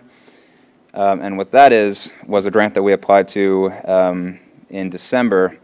And we heard back this spring that we had kind of been preliminarily accepted for the grant for about $77,000 to do a residential energy audit program, where we would contract with a vendor to supply 90 home energy audits to residents of the city at no cost to them. And we're still currently in that contracting process. We've heard from Virginia Department of Energy that they've had to redo a lot of their contracting language as of this year, so it's taking a little longer than they've expected, but we are still expecting that grant to come through. We've worked out some issues with them, paperwork-wise, but other than that, we've been working well together, and I expect that to be successful. That's excellent. So I think that's a good summary of that one. We can go down to 3.4, 3.3. Okay. So 3.4 is the Excuse low me, and moderate Can I income. just ask one question Yeah. about those so 90 home energy audits, how are they prioritized? Is it just first in, first out? Yes, it's first in, first out. We submitted the application in December with a focus on equity and having some income-related guidelines. But the funding, we were advised to change that in the application. We resubmitted in March to remove that and do first come, first serve for First the come, first served. Thanks. for those audits.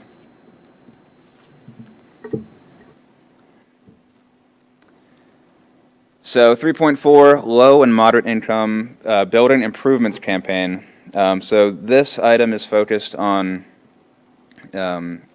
making sure that the low and moderate income residents of the city are aware of available programs from people like Dominion, as well as Community Housing Partners, CHP, where they're income and age qualifying. So there's a few different programs, but there's specifically a home energy audit and then kind of energy efficiency upgrades program, where if you are at 80% AMI or below, CHP, for example, they're a nonprofit we've been working with.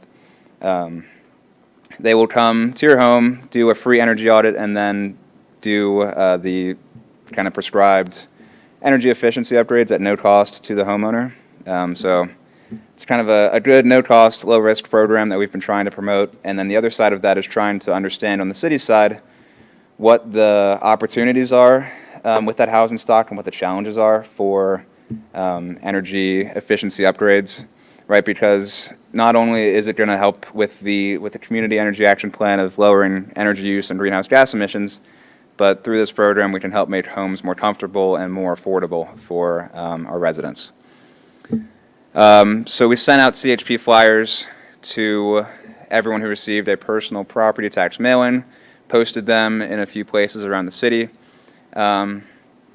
And then as of this report being published, it says staff is exploring additional methods of reaching out to eligible community members, including utilizing the residential energy audit program. So, one, with that residential energy audit program, although it does have to be first in, first served, there's a a marketing, education, and outreach component of that, where we're hoping that if we can spend a little bit of money on advertising energy efficiency programs, we can kind of cast a wide net and get some of these folks enrolled in these programs that might help them out. And then we're continuing to explore additional methods and hopefully can report on an update sometime this summer. And that's it for 3, which, right, 3 is about improving the efficiency and electrifying our buildings. Any questions on that section? Okay, excellent. Great, thank you. So moving on to 4, strategy 4. I'll just read that strategy out for everyone. Minimize carbon impacts of new development. So 4.4 is, I believe, the only short-term goal for this one. And what we mentioned here is that the city's annual legislative agenda endorses the ESC's legislative program, for the most part besides the single-stair dwelling issue.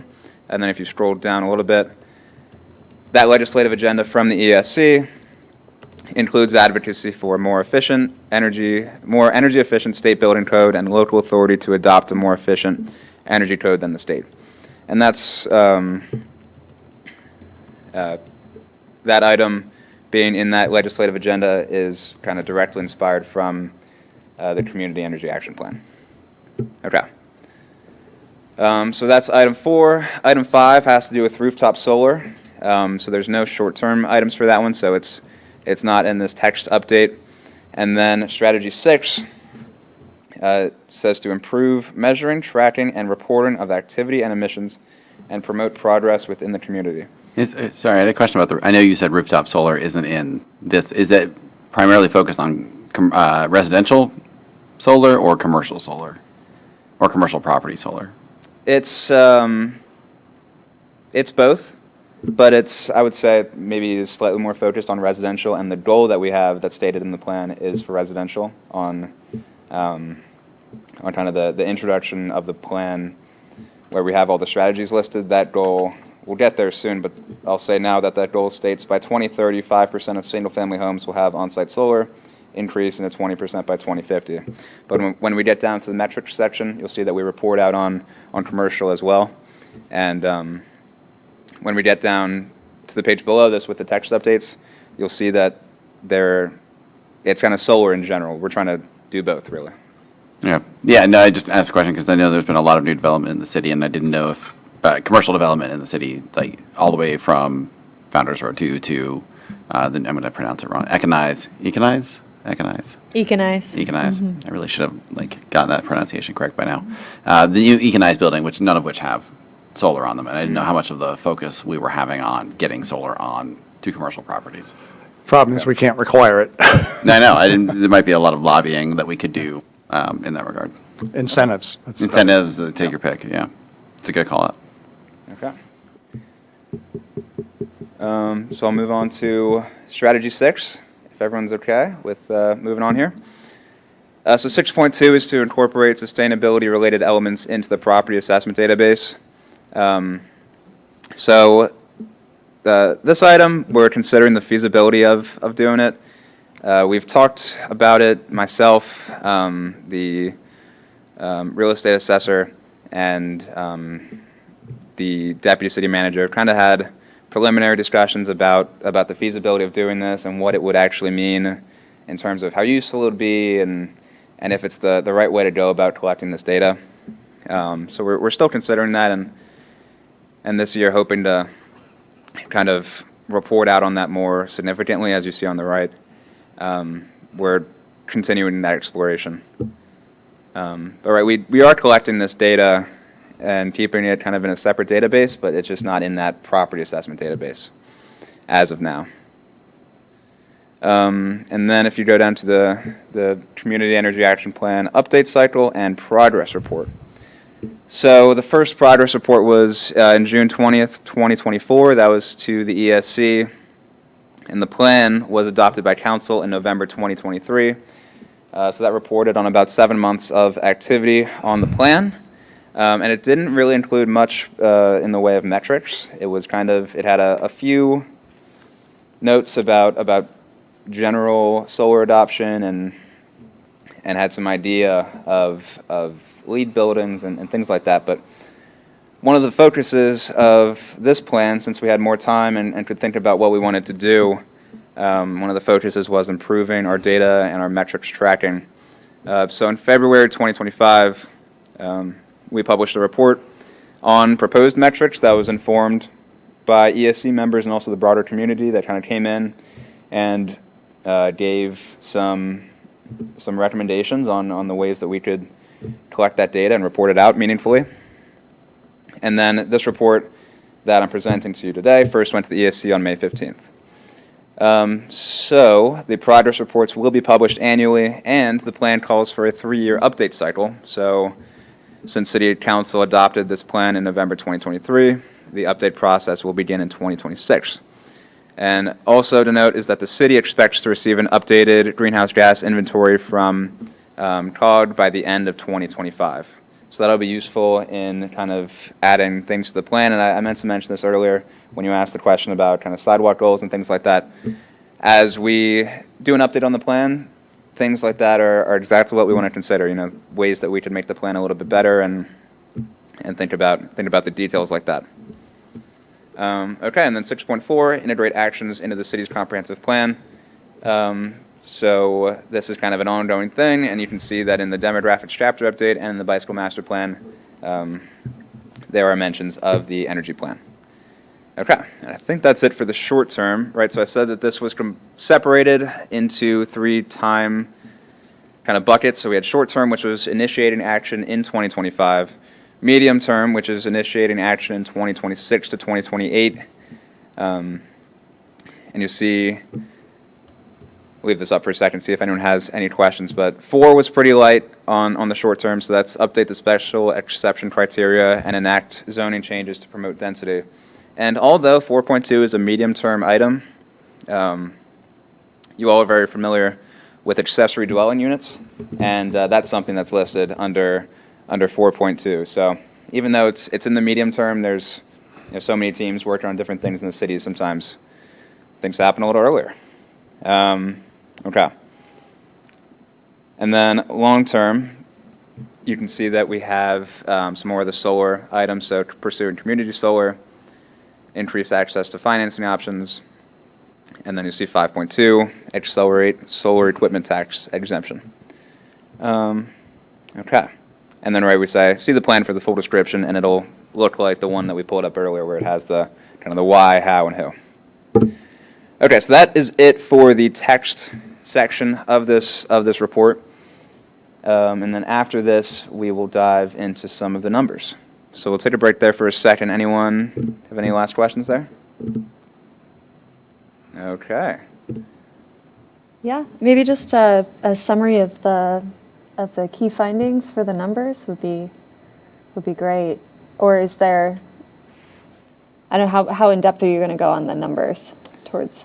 The numbers, we'll do a key findings for each of the 6 strategies as they're relevant. So if you go, so you're asking to not go crazy deep into the numbers? Don't go crazy deep. Okay. Yeah, I think that's fine. I mean, unless others on the commission want the crazy. Okay, go ahead.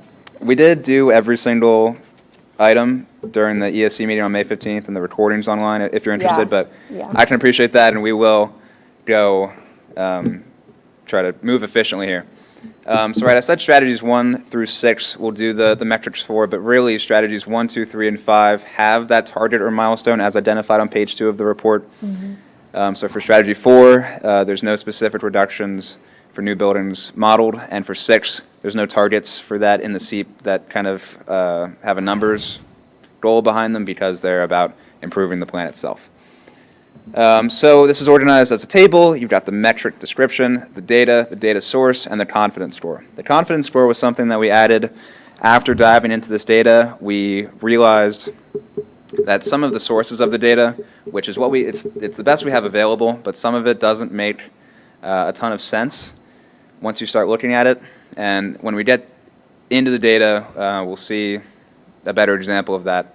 But if it has a medium or low score, it'll have instances of uncaptured data points, which is just the reality of the way things work in the city. We don't have cameras in everybody's home watching what they're doing, so sometimes we have to kind of focus on the good, and then we'll talk about the story that we still get from that data that might not be as high quality.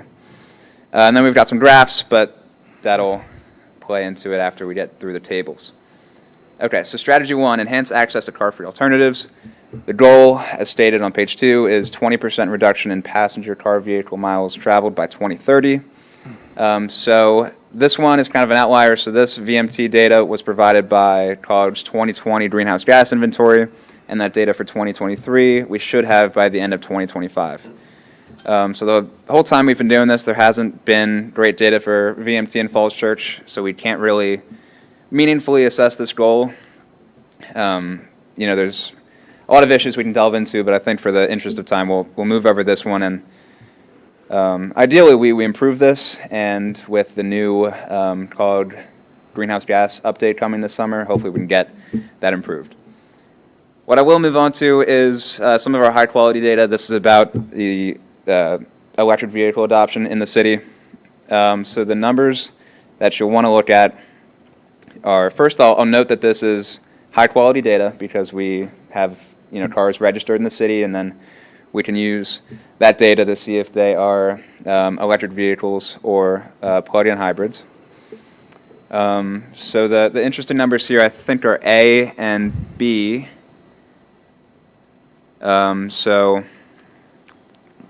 B says the percentage of vehicles newly registered by Falls Church city residents in the prior calendar year that are electric vehicles. So we had almost 6.5% be electric vehicles. That is a positive trend from the year before. And then C and D are also of interest because you can add up the amount of EVs and PHEVs we've got in the city. And then if you scroll down a little bit more, it's E and F. And so E is the total, so we've got 297 EVs in the city and 184 plug-in hybrid electric vehicles. Okay, we can scroll on Sorry, down. I had a question. How is F lower than D? Or is that because D is only since 2023? So, So D is- 4.3 is everything for all time. Yeah, so that goes back forever. If you've got a car from 2000, we're looking at that. The significance of 2023 is that that's when the plan was adopted, so we've kind of used that as a starting point.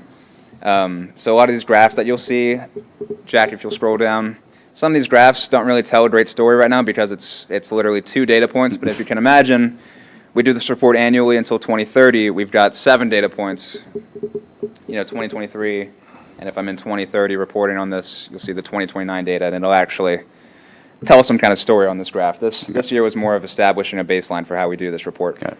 Thank you. Okay. So we'll move right along. Keep going. We'll get down to strategy 3, which is improving efficiency and electrifying our buildings. So by 2030, we want to see a 13% reduction in building energy use. And the strategy here was to have people convert to their furnaces to electric heat pumps and change their gas water heaters to electric water heaters, as well as have 60 homes annually do whole home electrification kind of retrofits. So we'll dive into some of this data. So you can skip over the electricity usage. That's the first table. So you can go past this whole section. The electricity usage I just presented because we gather it from Dominion when we do our EPA Green Power Partner reporting. But it doesn't tell a great story because we don't have the gas data to go with it. So if electricity goes up, we might not know if gas is also going down. So we'll skip over that for now. The goal I mentioned earlier, installation of 200 to 350 air source heat pumps annually. This is an instance where we have lower quality data than the car data, but it still tells the necessary story. So, we had one person that got captured on the permit system switching from gas furnaces to electric heat pumps. And then you'll see that the data is 19 total people got a permit for new gas-fueled heating systems. So I'd expect this number to be a lot higher given the lifespan of those systems and the amount of homes we have in the city. So we're expecting that our data collection strategy is missing some data points there. But yeah, that's what we've got, and it does tell the story, right, that we're still way off from 200 to 350. That would have to be kind of end-of-life electrification for every gas furnace in the city that reaches the end of its lifespan. So we're not there, and the question to me is, okay, what can we do to kind of get those numbers up? And then you'll see a similar trend for water heaters if we go down one more page. We want people to be electrifying their water heaters. We're just not seeing it, and we've done limited outreach. Well, we've done outreach about changing, your water heater from gas to electric. We've got the one-stop shop up and running. We're sending things out in the Falls Church Focus. It's been a little bit challenging with rebates and incentives that we were expecting to see come from the federal government either being slowed down or people are unsure about things and some things are being pulled. So it's been an interesting year for this. But right, the story is that we really would like to see this number go up. So how do we get there? And then you can scroll down one more. And then for this one, this is 60 homes complete whole home efficiency improvements annually.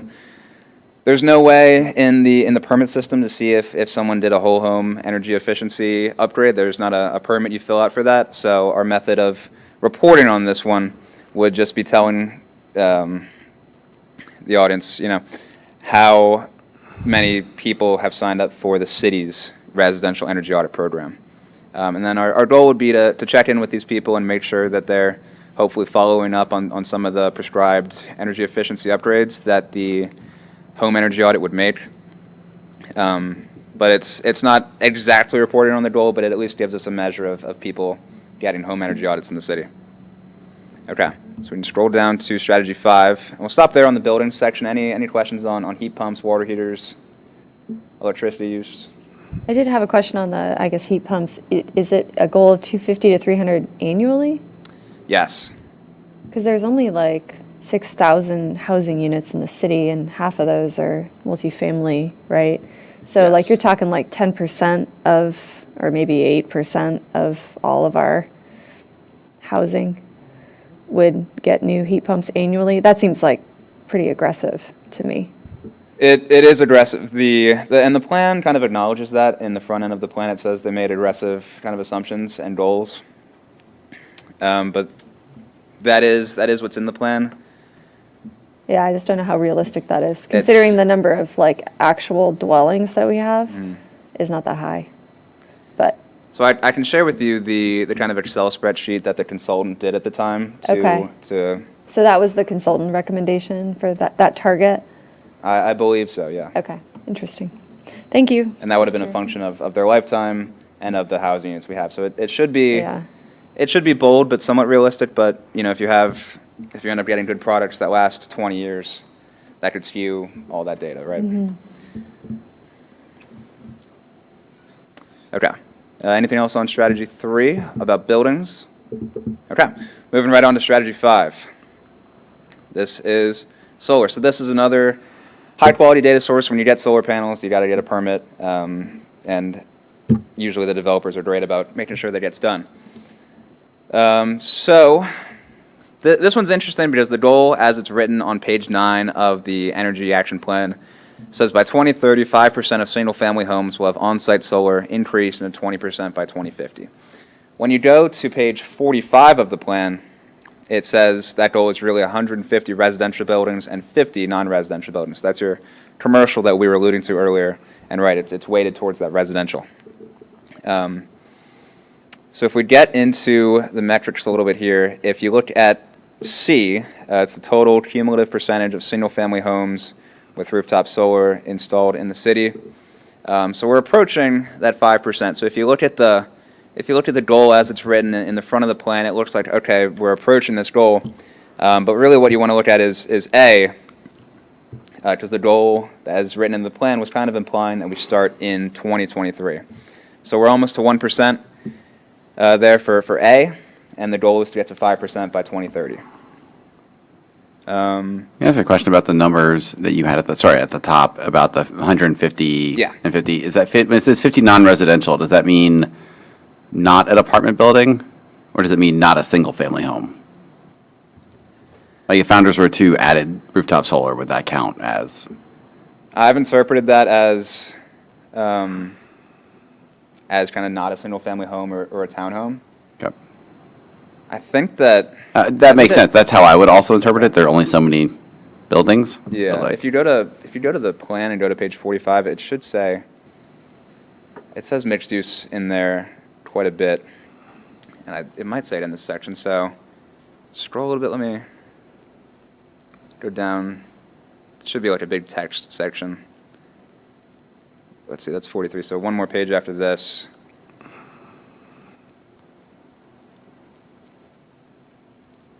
Okay. So if you see the footnote for 13 over there on the right side on that column, it assumes an adoption rate of the city of to 15% of rooftop solar technical potential.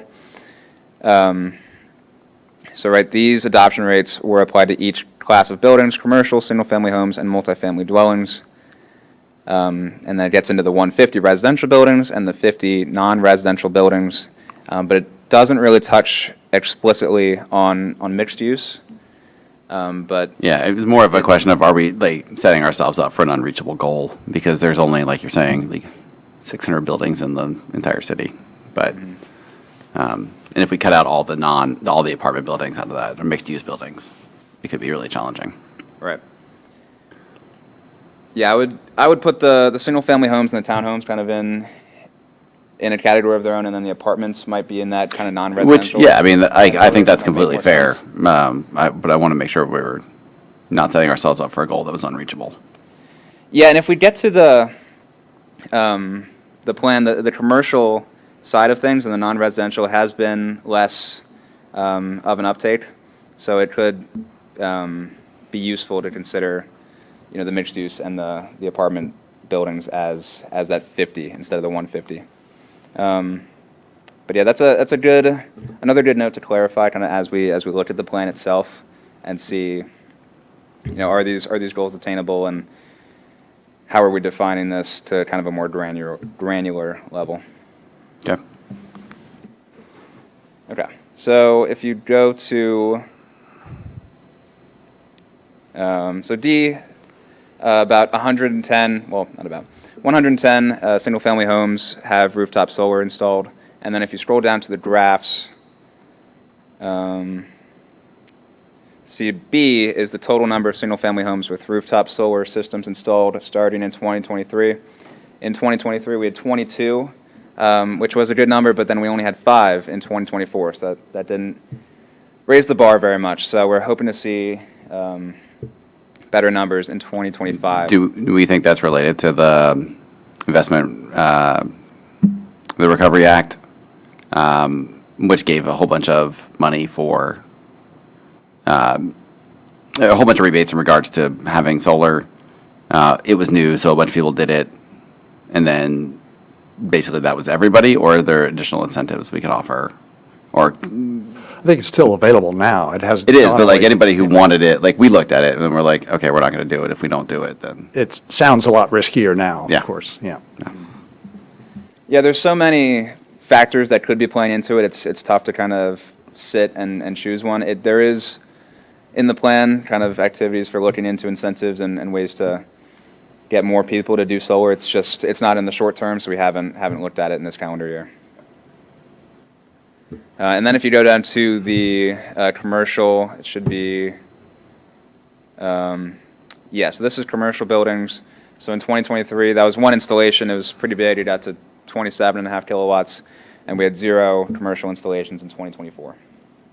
So we'd like to see that number go up, and as we get deeper into the plan, into the medium term and the long-term actions, hoping to have some meaningful incentives and ways to kind of influence more people to at least consider solar and put that on the rooftops. But with that, that kind of wraps up the 2025 Community Energy Action Plan report. I'm happy to take any more questions and comments, and I really appreciate your time and taking a detailed look at this. I'm happy to be here presenting. Great. Thank you so much, Mr. Lawrence. We really appreciate it. Okay. I know Mr. Stevens has a few remarks. Do you want to go Want me to first? start out? Okay. First of all, thanks for the report. I take this in the context of, we've just recently passed these energy plans, and so the reporting process, the annual reporting process is fairly new. I think back with the CIP and how many iterations that's gone through over the years to kind of make that a whole lot better. So I anticipate that will happen with this as well. But I think it gets us off to a good start with what you've done. And I think the other thing for context is I think the CEAP is actually a lot harder than the GOEAP because we don't have any regulatory authority or very little. So it really depends on volunteerism on the part of people, and city governments, we're not unique in this regard, are very cautious in allocating money out of the general fund to act as incentives. But in a voluntary situation, that's pretty much all you've got. I mean, you can put the videos and things like that out, and they're helpful, but people ultimately are going to look at the dollars and cents to make their decisions. I think it's really important that before we can assess a lot of these things, we need the latest greenhouse gas inventory, and I know that's coming later this year, but I think it would be almost worthwhile after we've had a chance to digest that to invite you back and I think take another look at your report in the context of what we learned from the greenhouse gas inventory. I think the biggest observation that I made as I read through this is that while the report highlights what's been done, it doesn't track all of the sub-actions that are in the energy plans, and I realize there's a lot to go through there. And I think it's reasonable, by all means, to expect that there are limitations on how much time there is to do this. But I think it would be really helpful to have some idea of knowing what's not getting done, so that we've got a basis to go to City Council to say that we need help, we need more funding. And I think when they have just the report that's kind of a positive list of things, they don't really necessarily get a sense of, well, there's certain things we don't have resources to do, and they're not getting done.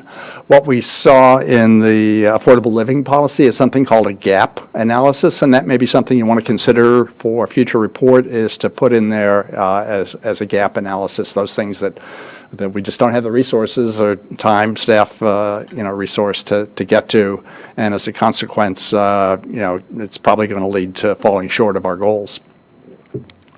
So I think we have a role to play, certainly here on the Planning Commission, and it's Strategy 4. And I think I'm hoping that we can kind of take your report and take your leadership on the CEAP to do what we can on trying to come up with better urban design as a tool for reducing greenhouse gas emissions. I think the movement for electrification is good, but it's not a strategy without risk because it really depends on the grid getting cleaner. And when the Virginia Clean Economy Act was first passed, I think there was a lot of optimism on the grid getting cleaner. Then all of a sudden, we've just discovered this wild expansion of data centers in Prince William and further out in the rural areas, and that's causing Dominion to want to build a lot more fossil fuel plants. So suddenly, some of the rosy assumptions about how clean the grid was going to get are not quite so rosy anymore at the moment. I think what it says is that our regulatory strategy has got to be an important part of this. And the city, for a number of reasons, but certainly to achieve a better result on our energy plan, needs to support better regulation of these data centers. So I'm hoping that we can do that. Regarding tracking the community energy usage, you mentioned that we do get good data from Dominion as far as the annual data. I hope that they can split it for us between commercial and residential. That would be helpful, and still preserves the anonymity, which I know is Dominion's concerned about, revealing any kind of data. So, encourage it, see if we can do that. And then when Cindy Mester was here, we went through the utility franchise agreement. She said that she would be willing to help. I mentioned that, we had problems getting data from Washington Gas, and she said that, she'd be willing to help out. So I offer up her, suggestion in that regard to see if we can't do something to get some data from Washington Gas. And you mentioned that earlier in your report, that it would be helpful to have that. I think your report shows that tracking electric appliances is very challenging. Looks like a lot of people aren't getting permits. That's a problem. I hope our staff that deals with public safety, or building safety, is taking kind of notice of what your report reveals, and the fact that we've got a lot of people that either it's the contractors aren't filing for permits, or customers aren't doing it. But there's definitely a gap there. So that's a problem that needs to be addressed. We brought up when we were going through the Fellows property, the possibility of putting up chargers on city-owned streetlights. It turns out there's no city-owned streetlight on the Fellows property, but I think the idea is still there that I think it's roughly 10% of the streetlights that the city owns, is maybe to pick one or two of those and see if we can't use it as a pilot, as a location to put up a publicly accessible charger that could help out for people that live in multifamily buildings, so that they have some ability to get their car charged. The Economic Development Authority is looking for it to update the tax abatement for older building renovations. And they're going to have a task force of some kind to look at what can be done to update that. And one of the things that I mentioned at the last EDA meeting, and they seemed very receptive to this, is including some type of energy efficiency and renewable energy criteria in getting the tax abatement, that could be included on the list of things that a business owner could do in order to get a tax abatement. And it also may be time to take a look at the program. You might be familiar with this, the PACE program, Property Assessed Clean Energy. We kind of went through a number of years where it seemed like banks weren't terribly interested in participating in that, but other jurisdictions around us now, including I think Fairfax City, have introduced a PACE program and apparently are having a bit more success. So that may be time to take another look at that as a financing tool. The biggest opportunity that I could see, if we could figure out a way to do it to reduce our emissions, is an off-site power purchase agreement, kind of like what Arlington did with Amazon and Dominion, where basically they've netted out all of the emissions on the government side in Arlington County as a result of that. So I know it requires some state activity, and there's some exploration that still is going on. But if we can figure out a way to do that, I think that would give us, a large amount of reduction in greenhouse gas emissions. Community solar is another opportunity, but here again, we need state legislation, I think, to help on that. So, that should be a key part of our legislative program. And then finally, given that the Council of Governments, the greenhouse gas inventory methodology that they use for us on vehicle miles traveled and transportation in general, we just get allocated a portion of Fairfax counties. So it's not really reflective of the characteristics that we have here in the city. So this may be something where we want to push back a little bit on staff at COG to see if we can't get, something more jurisdictionally specific. And I know Councilman Snyder has volunteered his help, to try to get that to happen. So I think that would make it more would ultimately make the greenhouse gas inventory more useful to us if we had a more specific to Falls Church characteristics. So, and that's all I've got. Great. Thank you, Mr. Stevens. That's great. Thank you. Any other questions or comments? I was curious about the feedback that you got from the ESC when you presented to them. What was their reaction? What kinds of questions did they have? Sort of, what was the vibe from the group on the report?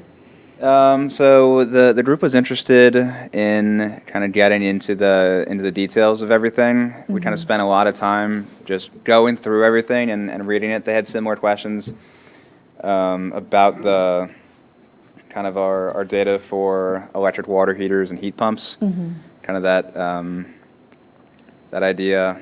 And at the time, I think they kind of took it as it was a lot to take in at the time, and a lot of the questions were mostly kind of clarifying as we went through, kind of seeing, what the text that was on the sheet actually meant.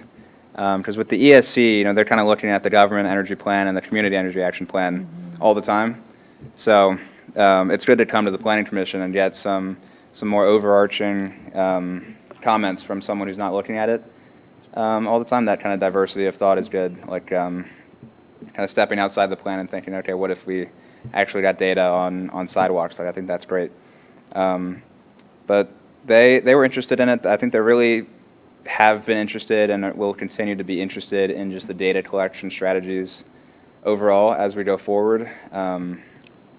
That's something that they've been kind of signaling that they're interested in. That's why we went to them in February and presented on some potential metrics. But yeah, I think it was received well, and I think they're looking forward to seeing more get done on the plan. Great. Well, I think you've made a lot of progress on, just pulling all of this data together, figuring out how to track it is a lot of work, right? So, will only get better and easier, hopefully, as you go forward. That's the goal. Yeah. Did you have a comment, Mr. Duncan? Just one question to follow on what Tim brought up about VMT. I know the data, obviously, we're too small for what we get to be of any use, but the traffic count data that VDOT does is some rough measurement, at least, of volume of traffic as it affects, our little space. And our former chair, Mr. Fuentes, used that information to good effect to show that the data indicate that the amount of traffic is actually not increased by smart growth development. I wonder if that data is of any utility in trying to encourage folks to just be aware of the benefits of staying off the street, out of their cars if they can, particularly with the new F-20 bus service starting, I think, at the end of this month, running more frequently, as I understand it, 12 minutes instead of 15, would be an opportune moment to this summer and when the kids go back to school in the fall to try to encourage the use of mass transit, bus transit, as one little thing that we can do in a big ocean, I know, but it's a somewhat significant drop for us. Has there been any discussion of transit's role and potential to help us? So expanding public access to transit is, I believe it's a medium-term goal of the plan, so we haven't explicitly dove into any of that yet. But I know we plan to, and with buses and that sort of the Smart City initiative we've got going on kind of coming online, that'll be great as we get to that step to kind of roll that all into one and try to influence people to stay off the streets in their cars and enjoy the health and planet benefits of active travel and mass transit. And then to your other point about data, yeah, that's, as you mentioned, Mr. Stevens, I'm looking forward to getting that data from COG and then kind of seeing what the rationale is for that Fairfax County subsection of data we get. I wasn't here in this position when we got the first greenhouse gas inventory, so I'm really looking forward to this year actually kind of picking it apart and asking questions and saying, okay, is there actually better data out there that we can use? Can we, kind of revise these transportation calculations? That is part of the plan as well. I think it's 6.1 is to revise our transportation calculations as it relates to VMT. Okay, thank you. Great. Mr. Kavinsky. Thank you. Very informative for the new guy and a great report. So my question, which I'm sure you've been asked a lot, is a lot has transpired since January 20th. And I assume these goals were developed before then. Yes. So, and it may be very early, it may be too early, but we would obviously be expecting a lot of the tax relief that might have been factored into these goals, potentially some of the programs out of the IRA that might have been factored into these goals. I'm sure you can't quantify, but can you at least give us some qualitative assessment of how these goals might change? Sure. So it's definitely been an issue that we've been looking at is how things have changed since the plan has been written. So I'll say two things. One is that, so for example, I've been talking to the folks who organize Solarize Virginia, which, if you're familiar, is the kind of the co-op where people can buy solar together as neighbors and then kind of go in for a competitively bidded vendor who's checked by a third party. So it's kind of a streamlined way to get solar on your home. So right, that makes it easy, kind of takes a lot of the guesswork out. You would know the price, you know that you're not getting scammed by a contractor because some other person has vetted it for you and it's been a system that's worked well. But even that, still with all the uncertainty about tax credits and all that and things kind of changing day by day, their numbers are down this year. Our numbers for participation in Falls Church are also down in that program. And that's just one example. You know, if we look at the building efficiency, the electric vehicles, things like that, it just seems to be down across the board. So that's a qualitative answer. In terms of a procedural answer, the idea has kind of been to just stick with what we've got. We've got plenty of work to do. We've got, you know, the whole energy action plan full of items that we can still do that aren't affected and that can have an impact on our greenhouse gas emissions. And then we do have, you know, updates to the plan coming in 2026. So we're not going to run out of activities to do before it comes time to do that plan rewrite. So we're going to continue kind of moving forward in a positive direction, and then when we get to the point where we can make updates to the plan, we'll do that using the context of everything around us. Yeah, so you should probably have, by 2026, some pretty good data context. That's the idea. Things would be, the issue right now is uncertainty, it seems to be. You know, people just don't know what tomorrow is going to bring. So by 2026, hopefully, there's more certainty and we can maybe change some of the strategies around a little bit to better fit the climate we're in. Great. Thank you so much. Really appreciate your time coming out tonight. Of course. Thank you very much for all the thanks for all questions the and work. comments. It's super useful, especially as we consider how we do this plan and the report, and I thank you for your time. Great. Thanks for coming. Appreciate it. Thank you, Kurt. Okay, I think that brings us to information items. Commissioner reports. Any commissioner reports? Mr. Duncan? Ready? We're ready. So the grand opening ribbon cutting for the Paragon Theaters is Thursday, June 26th at 5 p.m. It's by invitation only, so don't tell anybody.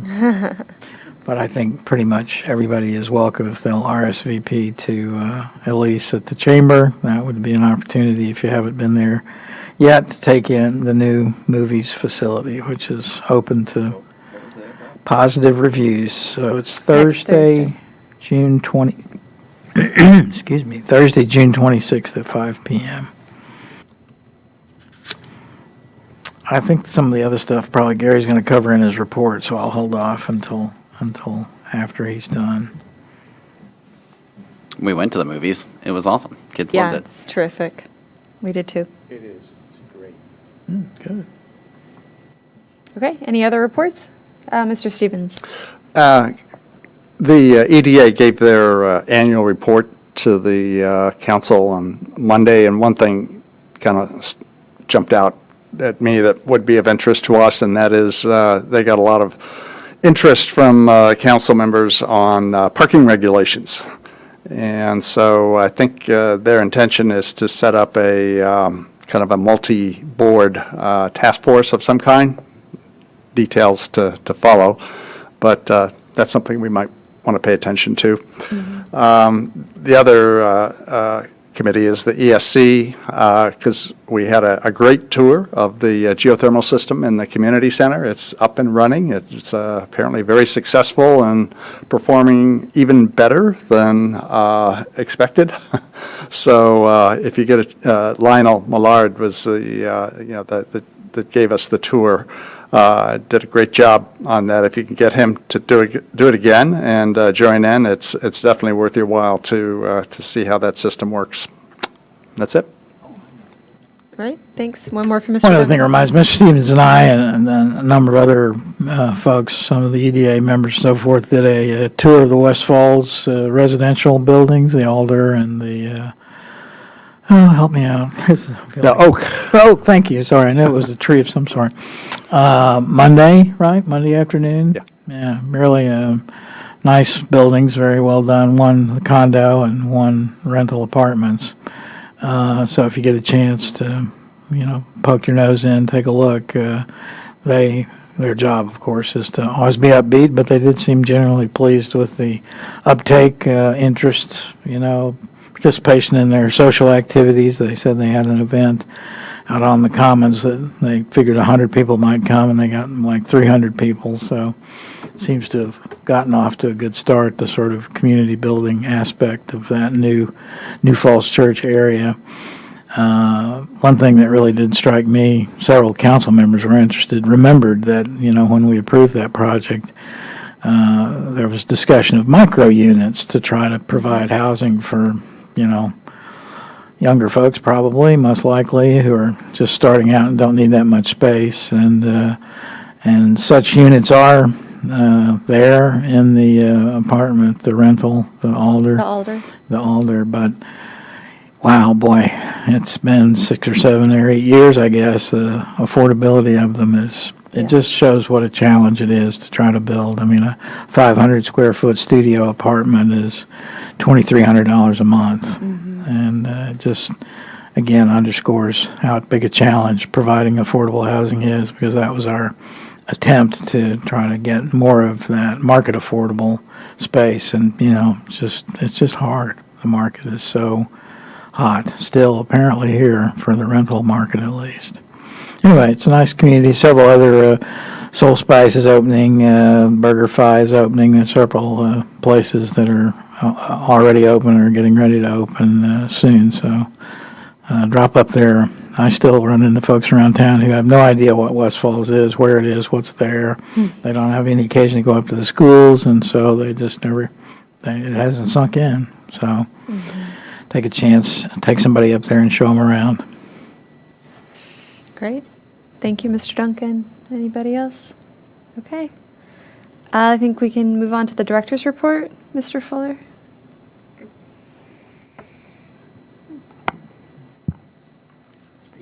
Yes, so, can you hear me good?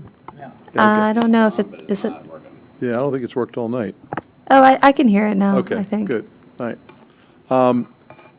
So for our next meeting, which is scheduled on July 2nd, we don't have any agenda items at this point, so we're looking to cancel that. I can send out notice on that. And then, so our next meeting would be July 16th, and that would be the Affordable Living Policy public hearing, follow-up to this. And then the Broad and Washington easement vacation may be on. Council has been juggling their agenda on a few things of late, and in that they've canceled the Broad and Washington easement vacation, the utilities, facilities, comp plan chapter update, and the site plan code changes work session that were all scheduled in August and early September due to some heavy agenda items they had. So they've moved these August items off that were listed on the 11th and 2nd to September 8th. And then the balance of that schedule will be determined. So that was just, after this was published. And so we're in the process of getting more information on that and updating those. On July 7th, talking about council, not planning commission, they are going to have a work session on the greening of Lincoln. So there'll be an update work session at their July 7th meeting. And so, just wanted to pass on notice of that because, we did have some interest in the past meeting. So looking at the rest of the schedule, we have kind of a light meetings coming up. We anticipate some items will be added on in the meantime. In looking at the state code changes that affect the site plan, the council at their Monday meeting, as I mentioned earlier on the 16th, did approve a designated agent for site plan reviews, and so that'll be the planning director. And then we'll be teeing up in July, mid-July, an initiating resolution that will start off that code change, and then the initial ones we had in August, as I was just saying, have been delayed, and they'll be moving off into September, and so we'll develop the schedule. So at this point, it's going to be October, November before we finish that up. Originally, we were hoping to finish it up by September. Anyway, we'll be providing some more information on that. We're working on kind of 3 tiers of reports now. One, Jack's working on the code changes related to the state code changes. Jeff's working on a process for implementation in which we'll have to do things really in double time. As part of that, we're looking at, an option for the planning commission to have an advisory role for site plans, and then also your salary request. That's the research is being finished up on that and comparing to other localities, and so that'll be going to the city council soon. Great, as well. thank you. Jeff's been working on that, and that you'll see that on the council schedule. It's scheduled already. Anyway, so and as part of that whole process, we'll be looking at waiver provisions for parking, site plan applications, as well as landscape buffering on a basic level of criteria for evaluation. And so that'll be part of the state code amendment materials that are going forward with council, and then you'll be getting a referral on those as well. And so, we hope to have that thread built into that exercise where we're updating our city code. So that'll be available for the designated agent, the planning director, to use as they're administering, waivers associated with site plans, that, as we always have. So that's an update on our schedule and kind of the different activities that are going on. As you know, the new planning director, Matt Mictuso, will be starting July 14th. So he'll be here at our July 16th meeting. So you'll get to for those who haven't met him, some of us met him on the interview panel, and so he'll be joining us that week. I know he's been reaching out to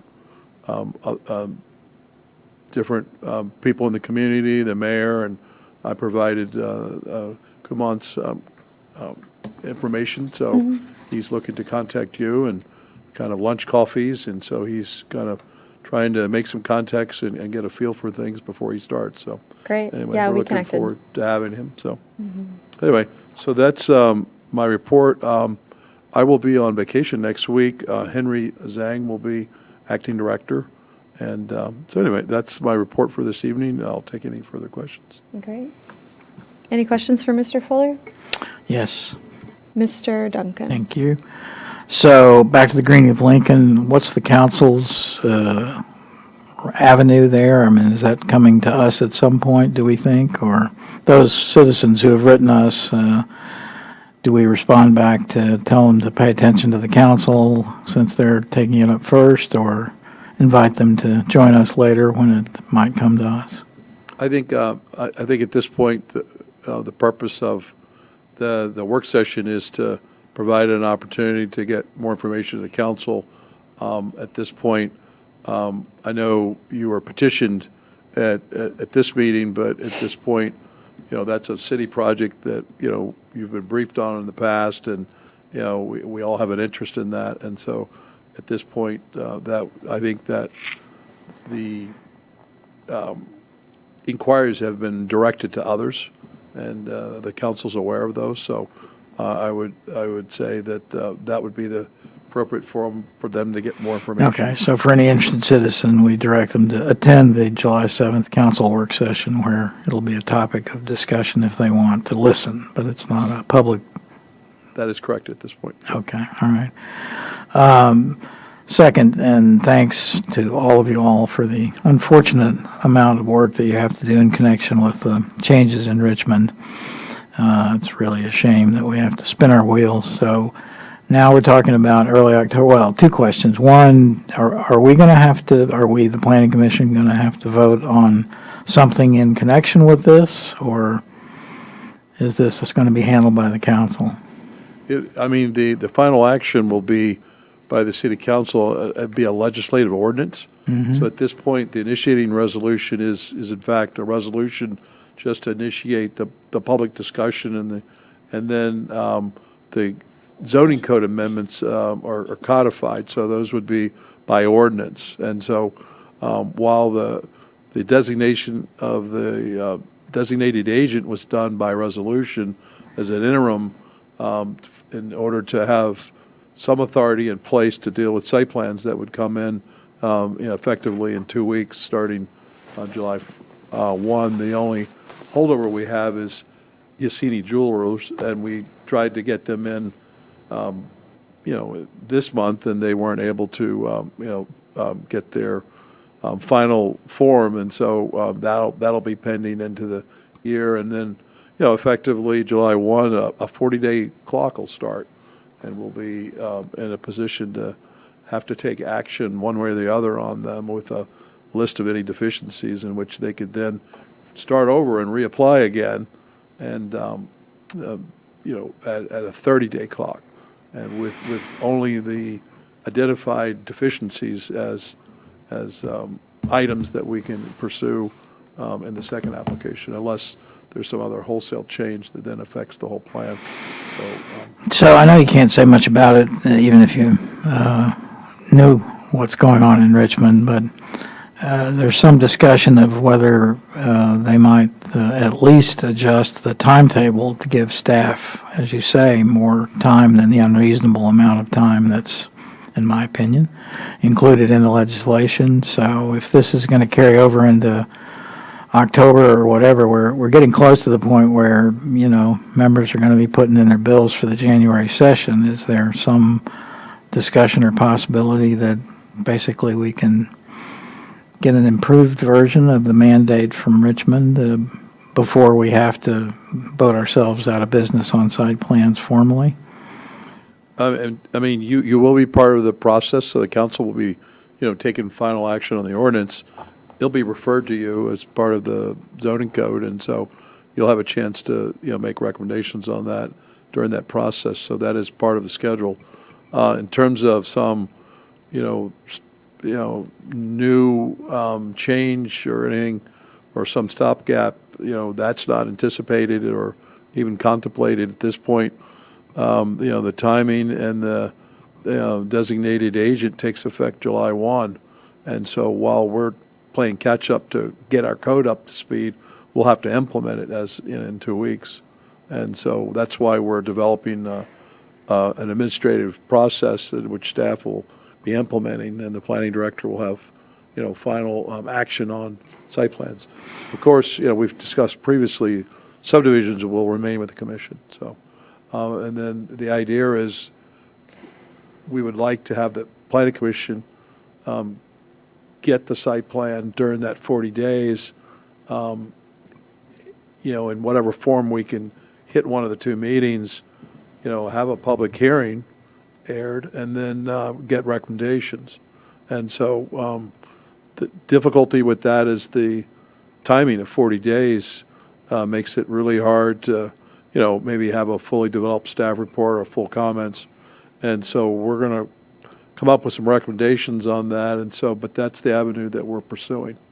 And so All right, that well- would not be implemented immediately. That would be part of this ordinance process and some final determination as to. All right, well, again, sorry for you all having to do all this extra work, and stay tuned, I guess. I mean, it seems like it's a fairly fluid environment. We got a new planning director coming in who's going to inherit this, Yep. strange situation. You're going to have to, I mean, obviously he's familiar with it because he does it for a living already, but I guess I would ask colleagues on the planning commission to at least hold the line on, trying to retain as much of our current authority as possible, even if it means going to Richmond and requesting a charter amendment to give, the authority to retain the authority to deal with site plans and make it explicit in our charter that that's one of our community values, as you mentioned, as it remains with subdivisions. Okay. I think that's all I had on scheduling. Were you going to mention the Red Clay Award, which is actually Yes, that having was the- searched on the That web was is a big kind of deal? the highlight of the evening, so I was Yeah. holding that till last. Sorry, didn't mean to steal your thunder. No, it's fine. Thank you for the introduction. Yeah. So the planning staff we have a American Planning Association national, and then we have a Virginia chapter, and so they have an annual conference, and we had a couple applications that we put in. One was for the area plans, like the sum of all, where we had the whole complete package of those. We put those in for a second year. Did not win an award, but we did for the West Falls. And so at Phase 1, we won the Red Clay Development Award, and that's named after the Virginia Traditional Building Material Honors, which is a development that exhibits the values of great planning, helping to create a great place in Virginia. And the nominees can include infill developments, building rehab projects, brownfield redevelopments, or downtown redevelopment, or other similar projects. So the West Falls was recognized for its innovative planning efforts, strong public-private partnerships, and effective financing strategies. So we have some staff that'll be attending the conference in Portsmouth in the end of July, and they'll be accepting that award. And I know we've cast a wide net for others that might be interested in being there. It's on Tuesday. It's awards luncheon. So if anybody's interested, then let myself know, and we'd be happy to have others participate with us in that. So anyway, yeah, so thank Well, you. just congratulations, I think. Yeah. Everybody's had a hand in that work, and so No, that's a it's- nice recognition. I assume that somebody might go from the commission. I went online to see the registration's not all that expensive for a planner, or for a commissioner, as I understood, so I don't know what resources are available, but I hope that somebody would be able to represent the planning commission. I might try to go myself. My daughter's working down there now, and I could swing by and visit her while I was on the trip, but it'd be great. And I mean, when I was on council, we did VML regularly, particularly in the years that we were winning awards, and it was always a good opportunity to exchange expertise with staff and other electeds. Yeah, I would be pleased to entertain a planning commissioner that would like to attend. Henry Zhang will be acting this week, and, had put in this application and will be part of the team accepting the award. Great. So, contact him or I. This is the third week in July, so there's still some time. Yeah. So if there's some interest, then please let me know, and I'm sure we can work something out there. Yep. You can go for a day, or it's a 3-day conference as well. So Where is it located? it's in Portsmouth, Virginia. Portsmouth, okay. Yes. Great. And it rotates around the state, annually. So You can go online, actually. If you go online and look at the sessions, it's right down all of our alleys. The topics they're talking about are very meaty, very deep, and, heavy wonk stuff. I wish I could go. Yeah, well, I'm not sure I can go either, but somebody should go. Yeah. The I'll be- 20th I'll to be the out of town, 23rd. But I wish I could go. I would have gone. I would have happily taken that spot, so, sorry. Well, Thank let me you. know, and, we'll work with you on that, so. Yeah, we can take a look. All right. Great. Thank you. Thank you. Mr. Krasinski? Sorry to loop back from the congratulations to the designated agent issue. You mentioned you're developing several documents. Is there going to be a document that's going to be guidelines for approval or disapproval of waivers of site plans, so that you would have sort of the left and right limits of your decisions? Are you creating a document like that? Yes, there would be just, guidelines related to the application of criteria. In other words, using the existing code, because right now the existing code represents that any authority of the planning commission it can be the authority of the planning director in this case. So those authorities would be available to the designated agent, and then we're looking at additional criteria. Criteria, And so we would have some guidelines for the administration of that new criteria. And so we would start off with some draft criteria, and then as we work through the process, we would refine that. So we don't feel by any means, our quick research is going to come up with something that's in final form, but we wanted to have a placeholder. Sure. And so we're going to work off of that. There's three. There's the site plan application requirements.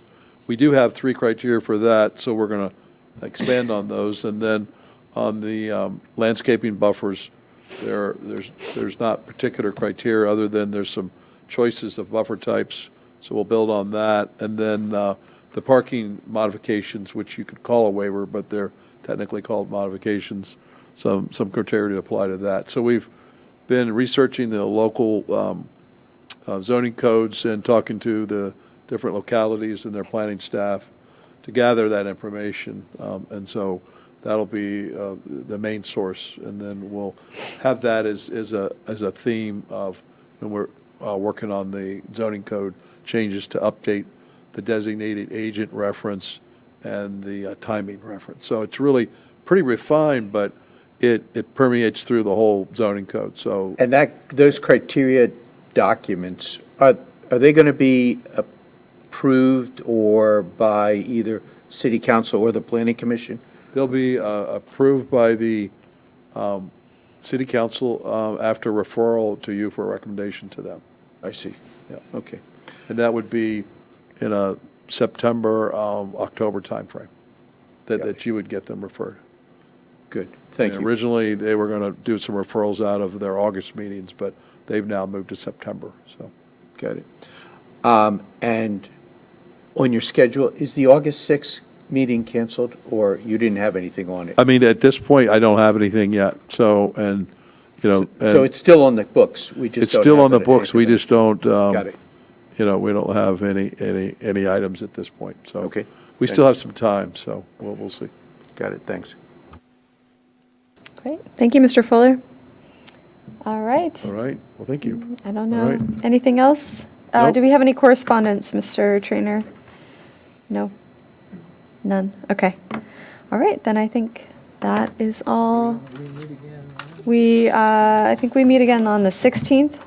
That's and correct. that will be with Mr. Matuzik, our new planning director. I will be here with him, so. And you. Okay, I'll terrific. pass the baton or something like that. Oh, yeah, it We'll has see. to be some sort of formal Yeah, action. so I'm not going to, I mean. Just yeah. throw him in the deep end. I'm not going to baptize him, without, some transition there. So. Yeah, yeah. And I had lunch with him this week, and I've had coffee with him once. Like I said, he's reaching out to some key individuals in the community already, and so I think you'll be pleased to work with him in the future, and I look forward to working with him as well, so. Well, if this is your last meeting and, flying not solo, because you, of course, have Mr. Trainer, but I just want to say thank you for all of the hard work that you've done over the last 7 months, Yes, 7, 8 it's months. December, yeah. Yeah, we really appreciate you stepping into the acting planning director role. So thank you, Mr. I Fuller. appreciate that, and, you know, I'm committed to my government service, and, you know, the continuity I was able to provide for Yes. both, you know, the planning commission, the The city work and the council, staff. and staff, Yeah. that was important to me, and so it was my pleasure, so thank you. Yep. Great. All right. And with that, I think we're adjourned. Thank you all.